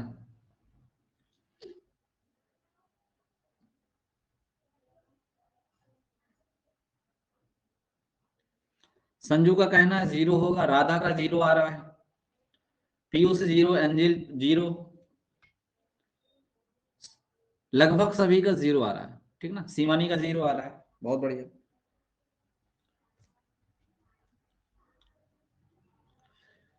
तो भाई अगर हम 6, 7, 8, 5 x प्लस x और 1 की बात करें, देखिए यहाँ पे अगर आप कैंसिल करें तो 8 और 1 कट जाएगा, ठीक है ना, 8 और 1 9 से कट जाएगा, 7, 6, 13, 13, 5, 18 ये भी 9 से कट जाएगा, तो बचा क्या, यक्स। तो यक्स की सबसे मिनिमम वैल्यू क्या होगी, 0, क्योंकि सारे डिजिट तो कट गए हैं, सभी डिजिट कट गए हैं, इसका मतलब अगर यक्स का मान हम 0 भी कर दे तो कोई 9 से कट जाएगा, तो 100% वो 9 से कट जाएगा। क्लियर है ना भाई, क्लियर है ना। नहीं तो आप जोड़ लीजिए, नहीं तो आप जोड़ लीजिए, 6, 7, 13, 13, 8, 21, 21, 5, 26, 26, 1, 27, देखिए 27 प्लस यक्स, इसमें आपको 9 से भाग करना, 27 तो ऑलरेडी 9 से कट जाएगा, तो यहाँ पे बचा क्या है, यक्स, तो यक्स को 0 कर दो, सबसे मिनिमम आप पूछा है, यक्स का वैल्यू 0 कर दो, काम खत्म। चलो नेक्स्ट क्वेश्चन, अगले प्रश्न की बात करते हैं। नेक्स्ट प्रश्न है 5, 8, 3 x 4 3 7, ये 9 से पूर्णतः विभाज्य है, 9 से विभाज्य है, तो यक्स का न्यूनतम मान बताना है आपको, न्यूनतम ही यहां भी बताना है भाई, न्यूनतम मान बताओ, बताने का प्रयास करो जरा। इस पे अच्छे अच्छे प्रश्न आपको देखने को मिलेंगे, बट अभी नहीं, टॉपिक खत्म हो जाने दो, जब प्रैक्टिस करवाएंगे तब तक आप आधी चीजें भूल चुके होंगे, ठीक है ना। यही हम देखना चाहते हैं कौन अच्छे से रिवाइज करके रखता है, बिल्कुल लास्ट में जब प्रैक्टिस करवाएंगे ना तो वहां पे पता चलेगा कौन अच्छे से पढ़ के रखा हुआ, तो वहां पे ज्यादा प्रश्न आपको 90% प्रश्न जो है ना एग्जाम में आए हुए मिलेंगे, चाहे वो एसएससी में हो, चाहे रेलवे में हो, किसी भी एग्जाम में हो, एग्जाम में आए हुए ही मिलेंगे। 666, बहुत बढ़िया। संख्या क्या है भाई, 5, 8, 3 यक्स 4 3 7, 9 से कट रहा है, न्यूनतम मान बताना है। एक काम करते हैं हम लोग, क्या, ध्यान से देखिए, अगर हम यहां से कैंसिल करना शुरू करते हैं, देखो 7, 3, 10, 10, 4, 14, 14, या ऐसे कह सकते हैं, देखिए एक चीज यहां हटाइए, 7, 3, 10, 10, 8, 18 ये कट जाएगा, ठीक है ना। फिर हमने कहा 5, 3, 8, 8, 4, 12, 12 प्लस यक्स, अब आपको दिख रहा होगा कि 12 के बाद तो सीधी वैल्यू 18 ही है जो 9 से कटती है, इसका मतलब यक्स का मान जो है ना 6 रखना पड़ेगा। कितना रखना पड़ेगा, 6, क्योंकि 12 के बाद कौन सी संख्या 9 से कटेगी, 18 ही तो कटेगी ना, तो x की वैल्यू कितनी पुट करना पड़ेगा, 6 पुट करना पड़ेगा, तभी 18 हो सकता है, समझ में आया भाई? तो आप चाहे जोड़ के लिखो, अब चाहे उसमें से जो वैल्यू कट रही है उसको काट के लिखो, कोई फर्क नहीं पड़ेगा, ठीक है ना। आंसर आपका कभी गलत नहीं आएगा। सब लोग एक बार जरा कमेंट करके बताएं कि साहब। चलिए आगे बात करते हैं। 2 से हो गया, 3 से हो गया, 4 से हो गया, अब बात करते हैं 5 की, ठीक है। अब बात करते हैं हम लोग 5 की। 5 तो बहुत आसान है, क्यों भाई? 5 से विभाज्य बहुत आसान है, देखते ही पता चल जाता है कि संख्या 5 से कटेगी कि नहीं कटेगी। यदि अंतिम अंक, यदि अंतिम अंक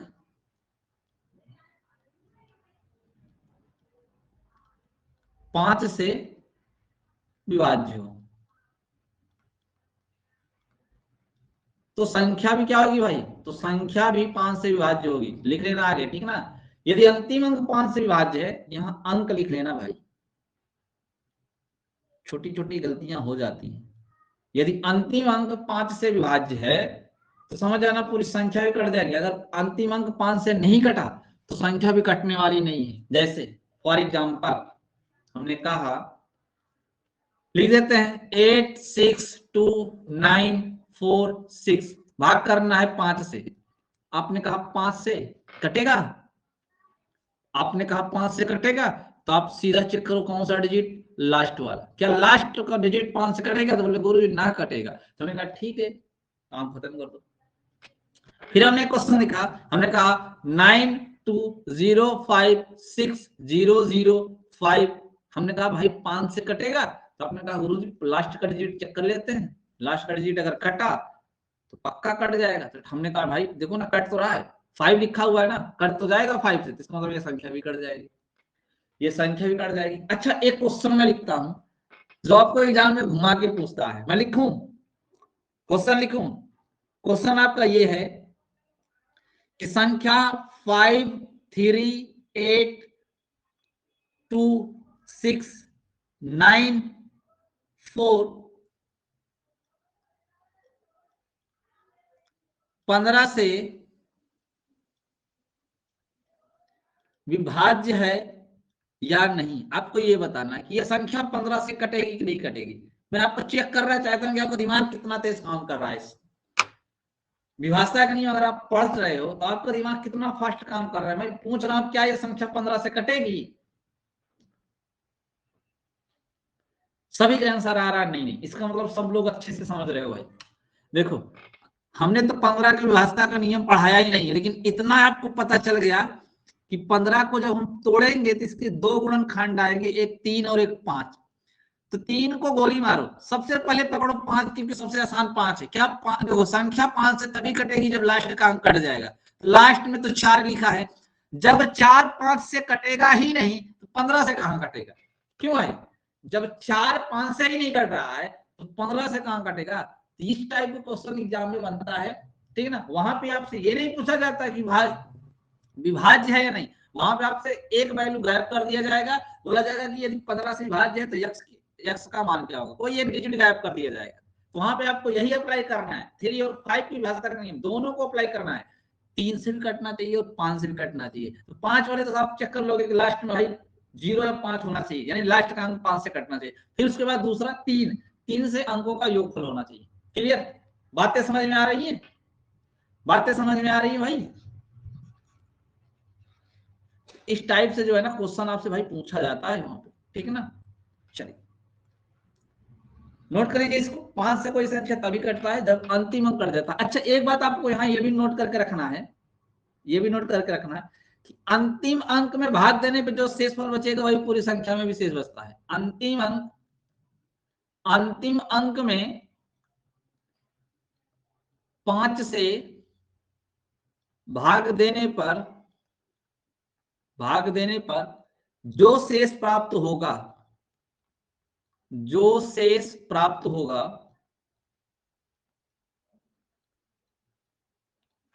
वही शेष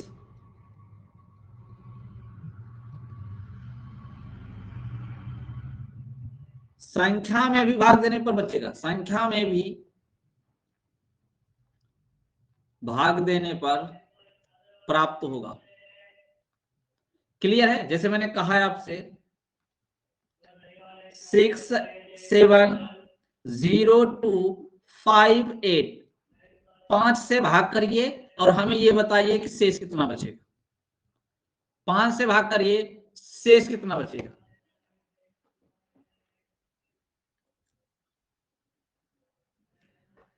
33। वेरी गुड, सभी का आंसर 3 आ रहा है। सभी बच्चे समझ पा रहे हैं इस चीज को ना बेहतरीन तरीके से। भाई लास्ट के डिजिट में भाग कर दीजिए, बस 8 में ही आप 5 से भाग कर दीजिए। जब आप भाग करेंगे तो रिमाइंडर कितना आ जाएगा? यहाँ 3 बच जाएगा। राइट आंसर क्या होगा? 3। क्लियर है? चलिए, यहां तक सबको समझ में आ गया? यहां तक सबको समझ में आ गया ना भाई? अब हम लोग बात करते हैं 5 का एक स्पेशल रूल होता है, ठीक है ना? एक स्पेशल रूल होता है 5 का, वो जरा ध्यान से सुनिए। इसका एक स्पेशल रूल होता है जो आप लोग पढ़े हैं कि नहीं पढ़े हैं हमें नहीं पता कि आप इसको पढ़े हैं कि नहीं पढ़े हैं। स्पेशल रूल इसका 5 का क्या होता है, ध्यान से सुनिएगा। 5 की पावर n से विभाज्य, 5 की पावर n से विभाज्य। 5 से लास्ट का डिजिट हम क्यों काट रहे थे, आप जरा चेक करो। 5 की पावर n से विभाज्य, ये बताइए अगर 5 की पावर हम 1 लगाएंगे, यानी 5 को हम क्या लिखते हैं? 5 की पावर 1। अगर हम बात करें 25, तो 25 को हम क्या लिखते हैं? 5 की पावर 2। अगर हम यहाँ पे लिखें 125 तो क्या हो जाएगा? 5 की पावर 3। इसी प्रकार अगर हम 625 लिख दें तो 5 की पावर कितनी हो जाएगी? 4। बताइए, यानी अगर आपसे एग्जाम में 5 से कटने का पूछ ले, 25 से कटने का पूछ ले, 125 से पूछ ले, 625 से पूछ ले, 625 में भी 5 से गुणा कर दो, ठीक है ना? 31-25 से पूछ ले, इसमें 31-25 कर लो, 31-25 से भी पूछ ले कि भाई 31-25 से भाग देने पे शेष क्या बचेगा, या 31-25 से संख्या कटेगी कि नहीं कटेगी, ठीक है ना? तो आपको जो 2 वाला रूल पढ़ाए है ना, 2 वाला नियम, सेम वही कॉन्सेप्ट यहाँ पे भी लगाना है। 5 की पावर n से कोई भी संख्या तभी कटेगी जितनी उसकी पावर है, लास्ट का उतना अंक कटना चाहिए, लास्ट का उतना ही डिजिट कटना चाहिए। तो नोट करके लिख लीजिए,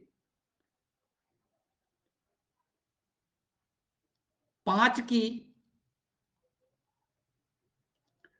जितनी घात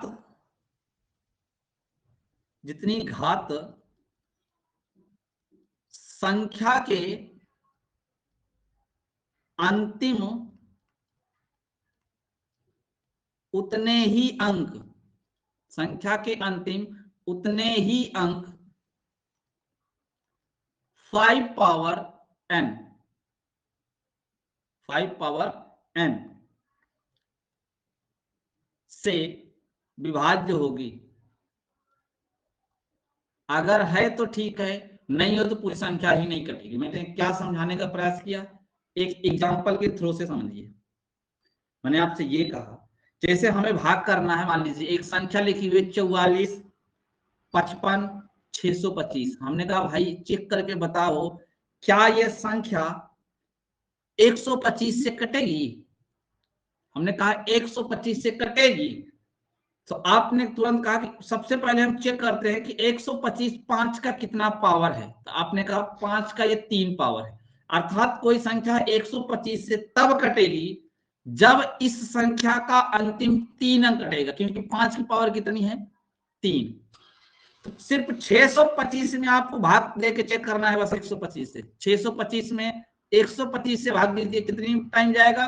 5 टाइम जाएगा, 5 बार में कट जाएगा, अर्थात ये संख्या 125 से क्या हो जाएगी? कैंसिल हो जाएगी।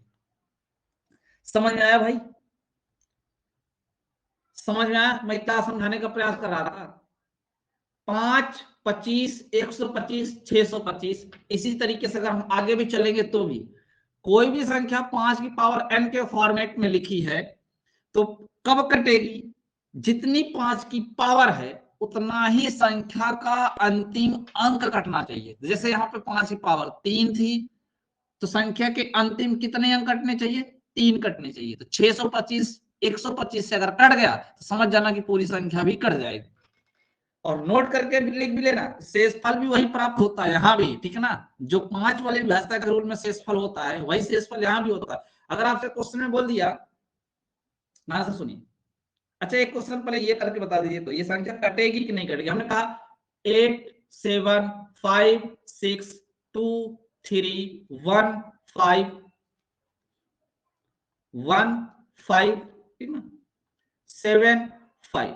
हमने कहा ठीक है, इसको चेक करके बताओ क्या ये 625 से कटेगा? चेक करके बताओ क्या ये 625 से कटेगा? बता भाई, क्या ये वैल्यू 625 से कट जाएगी?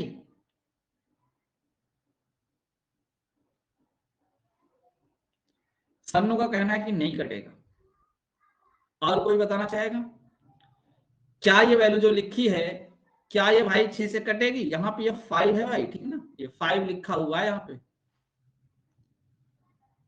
मैं रिपीट कर देता हूँ फिर से, 5 नहीं कटेगी। क्यों?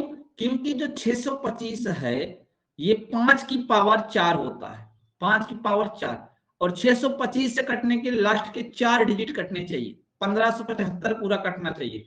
अगर आप 625 से काटेंगे 2 टाइम जाएगा और रिमाइंडर बच जाएगा, ये संख्या 625 से नहीं कटेगी। क्लियर है? क्लियर है भाई? समझ में आ गया?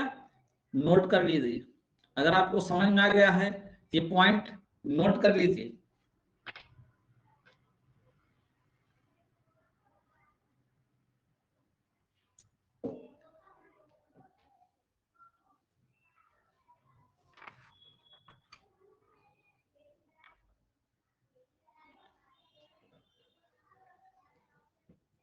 हो गया? हो गया भाई? एक क्वेश्चन है, 45 35 67 758 में 125 में 125 से भाग देने पर शेष होगा।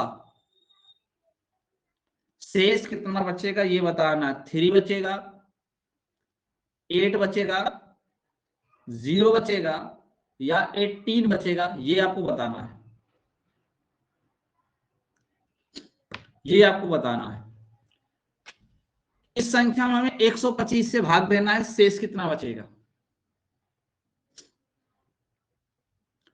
जो बच्चा हर एक पॉइंट को समझते जाएगा उसको किसी भी प्रश्न में कोई दिक्कत नहीं आएगी, क्वेश्चन को चाहे जितना घुमाया जाए, ठीक है ना। यहाँ 125 का मतलब है 5 की पावर 3, यानी लास्ट के 3 डिजिट में हमें भाग करना है, ठीक ना। तो 758 लिखा हुआ है, 758 में हमें भाग करना है कितने से भैया? 125 से। 125 से भाग करेंगे तो 6 बार जाएगा, 6 पंचे 30 की 0, हासिल 3, 6 दूनी 12, 3 15 की 5, हासिल 1, ठीक ना। और 6 का नाम 6 1 7, घटाएंगे तो कितना आएगा? 8। राइट आंसर क्या होगा इसका? Option number B. Option number B is the correct answer. इसका मतलब आपका रिमाइंडर वाला फॉर्मूला वही काम करेगा जो 5 वाले में करता है। तो आप लिखना चाहें तो वही चीज को दोबारा रिपीट करके लिख दीजिए कि 5 पावर n से भाग देने पर, किसी संख्या में 5 पावर n से भाग देने पर वही शेषफल प्राप्त होगा जितना कि लास्ट के n अंक में भाग देने पर प्राप्त होता है। लास्ट के n अंक, अर्थात 5 की पावर 3 है तो लास्ट के 3 अंक, 5 की पावर 4 है तो लास्ट के 4। क्लियर? क्लियर है?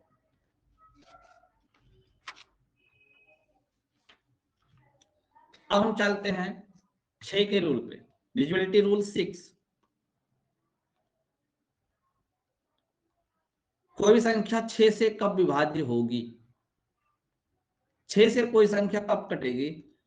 जरा आप चेक करिए, 6 का जो फैक्टर होता है अभाज्य गुणनखंड वो 2 गुणे 3 होता है। अब इससे पता चल जा रहा है कि संख्या 2 से भी कटनी चाहिए और 3 से भी कटनी चाहिए।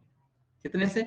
2 से भी कटे। देखिए 18 का अगर विभाज्यता का नियम पूछा जाए तो आप 18 का अभाज्य फैक्टर चेक करो, ठीक है ना, 2 से कटेगा और 9 से, ठीक है ना। इसका मतलब है कि इसमें 2 का नियम, 3 का नियम, 9 का नियम, 6 का नियम ये सब अप्लाई होना चाहिए। तो अभाज्य चेक किया करो, अगर 2 से कट गया, 9 का से कट गया तो पक्का है वो 18 से कटेगा ही कटेगा। तो यही चीज इसमें चेक करना है, ठीक है ना। ऐसे संख्या आपको बना के देता। अब देखिए विभाज्यता का नियम तो ऐसा तो है नहीं कि अब 1 से स्टार्ट हुआ है तो 20, 25, 30 पूरा आपको विभाज्यता का नियम ही पढ़ाया जाएगा, नहीं नहीं पढ़ाया जाएगा। क्यों? क्योंकि इसी से ये मेन है, इसी से आगे बनते हैं। तो आपको गुणनखंड से चेक करना है। तो भाई 6 का गुणनखंड क्या होगा? 2 गुणे 3। ये अभाज्य गुणनखंड बताना है आपको। कौन सा फैक्टर? Prime factor. जो गुणनखंड होने चाहिए कौन से होने चाहिए? अभाज्य होने चाहिए। यदि कोई संख्या 2 व 3 से भाज्य है, 2 व 3 से भाज्य है, तो वह 6 से भी भाज्य होगी, तो वह 6 से भी भाज्य होगी, 6 से भी भाज्य होगी, ठीक है। ये आपको पॉइंट नोट करके रखना है। जैसे हमने क्वेश्चन दिया आपको, हमने कहा भाई जरा चेक करके मुझे बताओ, एक वैल्यू लिखी है 19, 64, 96, क्या ये संख्या 6 से कटेगी? चेक करके मुझे बताने का प्रयास करो, क्या ये संख्या 6 से कटेगी? सभी लोग कमेंट करो भाई, क्या ये संख्या 6 से डिजिबल है?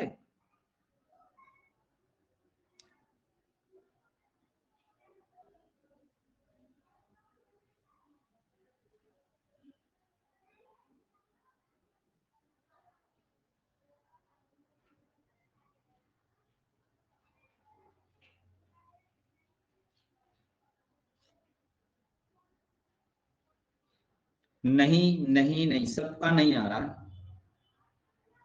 सभी का कितना आ रहा है भाई? नहीं आ रहा है। सबका कह रहा है कि नहीं कटेगी। चलो चेक कर लेते हैं। देखो 6 से कटने के लिए आपको पता है कि 2 से कटना चाहिए और 3 से। तो सबसे पहले आपको ध्यान देना, सबसे पहले आपको 2 के विभाज्यता का नियम चेक करना है, क्योंकि सबसे आसान 2 का होता है। कभी कभी बच्चे उल्टा लगा देते हैं।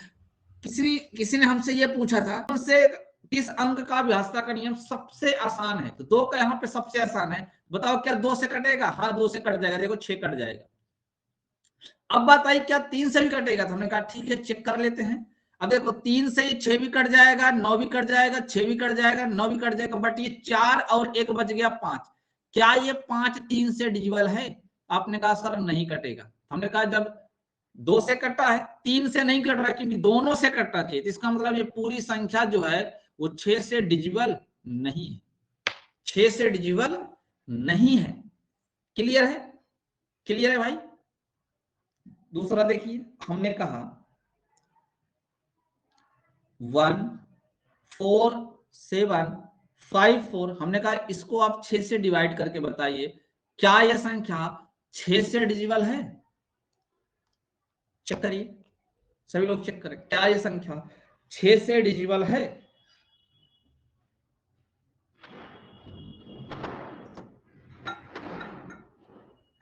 राधा का कहना है कि हाँ सर कट जाएगी। सन्नो का भी हाँ, बहुत अच्छे। शिव कुमार, संजू, सबका यस आ रहा है, वेरी गुड। शिवानी का भी यस है, एंजल पटेल इनका भी यस है भैया।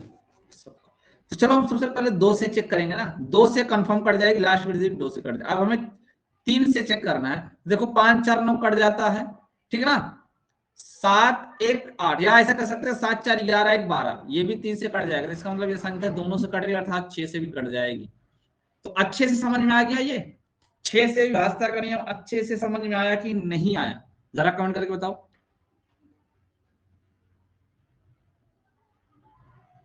सबको समझ में आ गया? चलो आगे चलते हैं, आगे चलते हैं। आपको एक क्वेश्चन का आंसर बताना है, एक क्वेश्चन का आंसर बताना है। 3 क्रमागत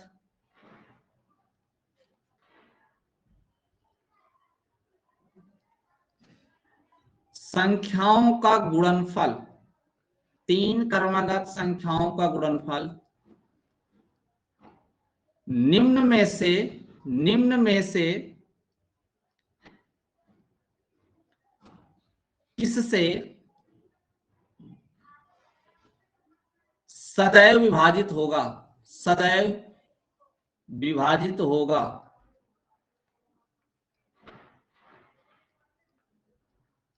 ऑप्शन है ए 24, बी 12, सी 8 और ऑप्शन नंबर डी 6। आपको बताना है 3 क्रमागत संख्याओं का गुणनफल निम्न में से किससे सदैव विभाजित होगा।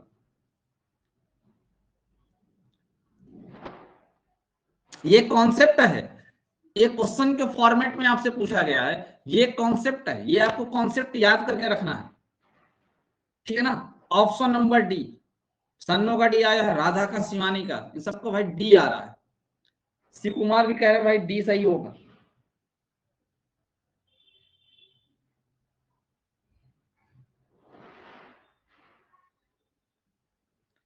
तो चलिए हम चर्चा कर लेते हैं। देखिए 3 क्रमागत संख्याएं, तो देखिए जो क्रमागत संख्या होती है ऐसे तो लिखी जाती है ना, 3 4 5, जैसे हमने कह दिया 6 7 8, ठीक ना, हमने कह दिया 7 8 9। गौर से सुनना मेरी बात को, मैं क्या समझाने का प्रयास कर रहा हूं। यहाँ पे एक पॉइंट आप समझिए, अगर हम बीच वाली संख्या को n मान लें, बीच वाली संख्या को क्या मान लें, n मान लें, क्या जस्ट इसके बाद वाली संख्या n+1 और इसके पहले वाली संख्या n-1 होगी क्या? बताइए बताइए। अर्थात 3 क्रमागत संख्याएं n-1 गुणे n-1 सॉरी n+1 किससे विभाजित होगा। तो जरा आप इसका मल्टीप्लाई करिए, देखिए यहाँ पे 1 है और यहाँ पे प्लस है, तो ये n, ठीक ना, गुणा कर देंगे तो n स्क्वायर माइनस कितना हो जाएगा 1। तो हमेशा याद रखना 3 क्रमागत संख्याओं का गुणनफल हमेशा किससे विभाज्य होता है, इससे विभाज्य होता है। ये नोट करके लिख लेना, 3 क्रमागत संख्याओं का गुणनफल किससे कटेगा, हमसे इस वैल्यू से कटेगा, ठीक ना, इस वैल्यू से कटेगा। अब बात करते हैं इस प्रश्न की, ठीक ना, इस प्रश्न की। तो यहाँ पे आप चेक करिए राइट आंसर क्या होगा 6। देखिए 24 इसमें गुणा करोगे तो 4 3 12 5 60, 60 कभी 24 से नहीं कटेगा, ठीक ना, 4 3 12 5 60 आया था ना भाई, 60 12 से तो कट जाएगा, 8 से नहीं कटेगा।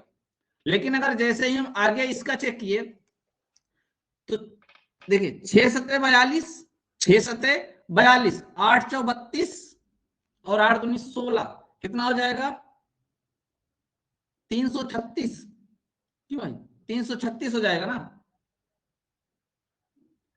नहीं करेक्ट है 336, 7 42 16, ठीक। अब बताइए क्या इसको 12 से काटेंगे तो यह 12 से कटेगा, ये 12 से कटेगा, तो ये 12 से भी नहीं कटेगा।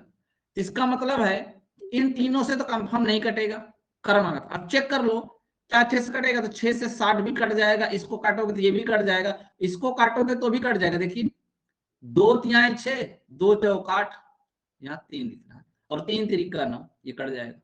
क्लियर है कि नहीं क्लियर है भाई, आराम से काट सकते हो। आप चाहे गुणा करके चेक कर लो और नहीं तो ऐसे सीधा संख्या से भाग करके चेक कर सकते हो कि कटेगा कि नहीं कटेगा। इसको याद रख लेना हमेशा, इसके बराबर लिख लेना कितना 6, कितना लिख लोगे 6।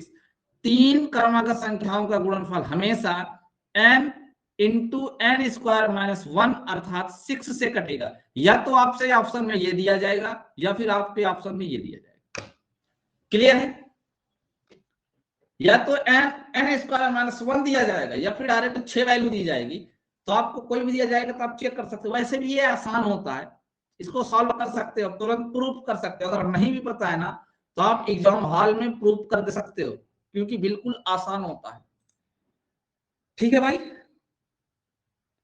ठीक है, एक पॉइंट और 6 से कर लीजिए, फिर हम उसके बाद क्लास ऑफ करेंगे। ठीक है, बाकी के जो व्यवस्था के नियम है हम कल पढ़ेंगे, ठीक है ना। इसमें एक कॉन्सेप्ट और देख लीजिए, देखो एन स्क्वायर माइनस 1, अगर ये ध्यान देना, ये हमेशा यानी सदैव 24 से विभाज्य है। कितने से? 24 से विभाज्य होगा। ये 24 से कब विभाज्य होगा? जब n का मान 3 से बड़ा हो, 3 से बड़ा, और एक विषम अभाज्य संख्या होनी चाहिए, एक विषम अभाज्य संख्या होनी चाहिए, विषम अभाज्य संख्या हो, तब ये n-1 अर्थात ये n, एक मिनट रुकिए भाई, एन स्क्वायर माइनस 1 पूर्णतया 24 से तभी विभाज्य होगा जब आपका n का जो मान है सबसे पहले कितना होना चाहिए? 3 से बड़ा होना चाहिए, और एक विषम अभाज्य संख्या होनी चाहिए, ठीक ना। एक अभाज्य सम, इसलिए देखो अभाज्य के लिए इसलिए नहीं लिखा गया क्योंकि अभाज्य में 2 भी आता है ना। जैसे हमने कह दिया, देखो जैसे अगर आप n बराबर, आपने कहा n बराबर सर एक काम करते हैं, रख देते हैं 3 से बड़ा सबसे छोटा अभाज्य संख्या 5 होता है, तो देखिए 5 का स्क्वायर माइनस 1 रखेंगे, देखिए यहाँ पे आएगा 24। क्या ये 24 से विभाज्य नहीं है? 100% है। हमने कहा ठीक है 5 के बाद एक काम करते हैं, ले लेते हैं कितना? 7। अब बताइए यहाँ पे आप रखेंगे 7, 7 का स्क्वायर माइनस 1, तो ये आएगा 48। क्या 48 24 से नहीं कटेगा? कंफर्म कटेगा। हमने कहा ठीक है 7 के बाद ले लेते हैं 11। अगर आप 11 का स्क्वायर माइनस 1 करते हैं तो आएगा कितना? 120। 121 में से कटाएंगे 120। क्या ये 24 से नहीं विभाज्य? बिल्कुल विभाज्य, 24 पंजे 120 होता। इसी प्रकार आप कोई भी यानी 3 से बड़ी कोई भी विषम अभाज्य संख्या रखोगे तो उसके स्क्वायर में से 1 घटाने पर वो हमेशा 24 से कटती है। इस पॉइंट को आपको याद करके रखना है, इस पॉइंट को आपको क्या करना है? याद करके रखना है। क्लियर है भाई? सबको क्लियर है ना? तो यहां तक खूब अच्छे से नोट कर लीजिए हर एक पॉइंट।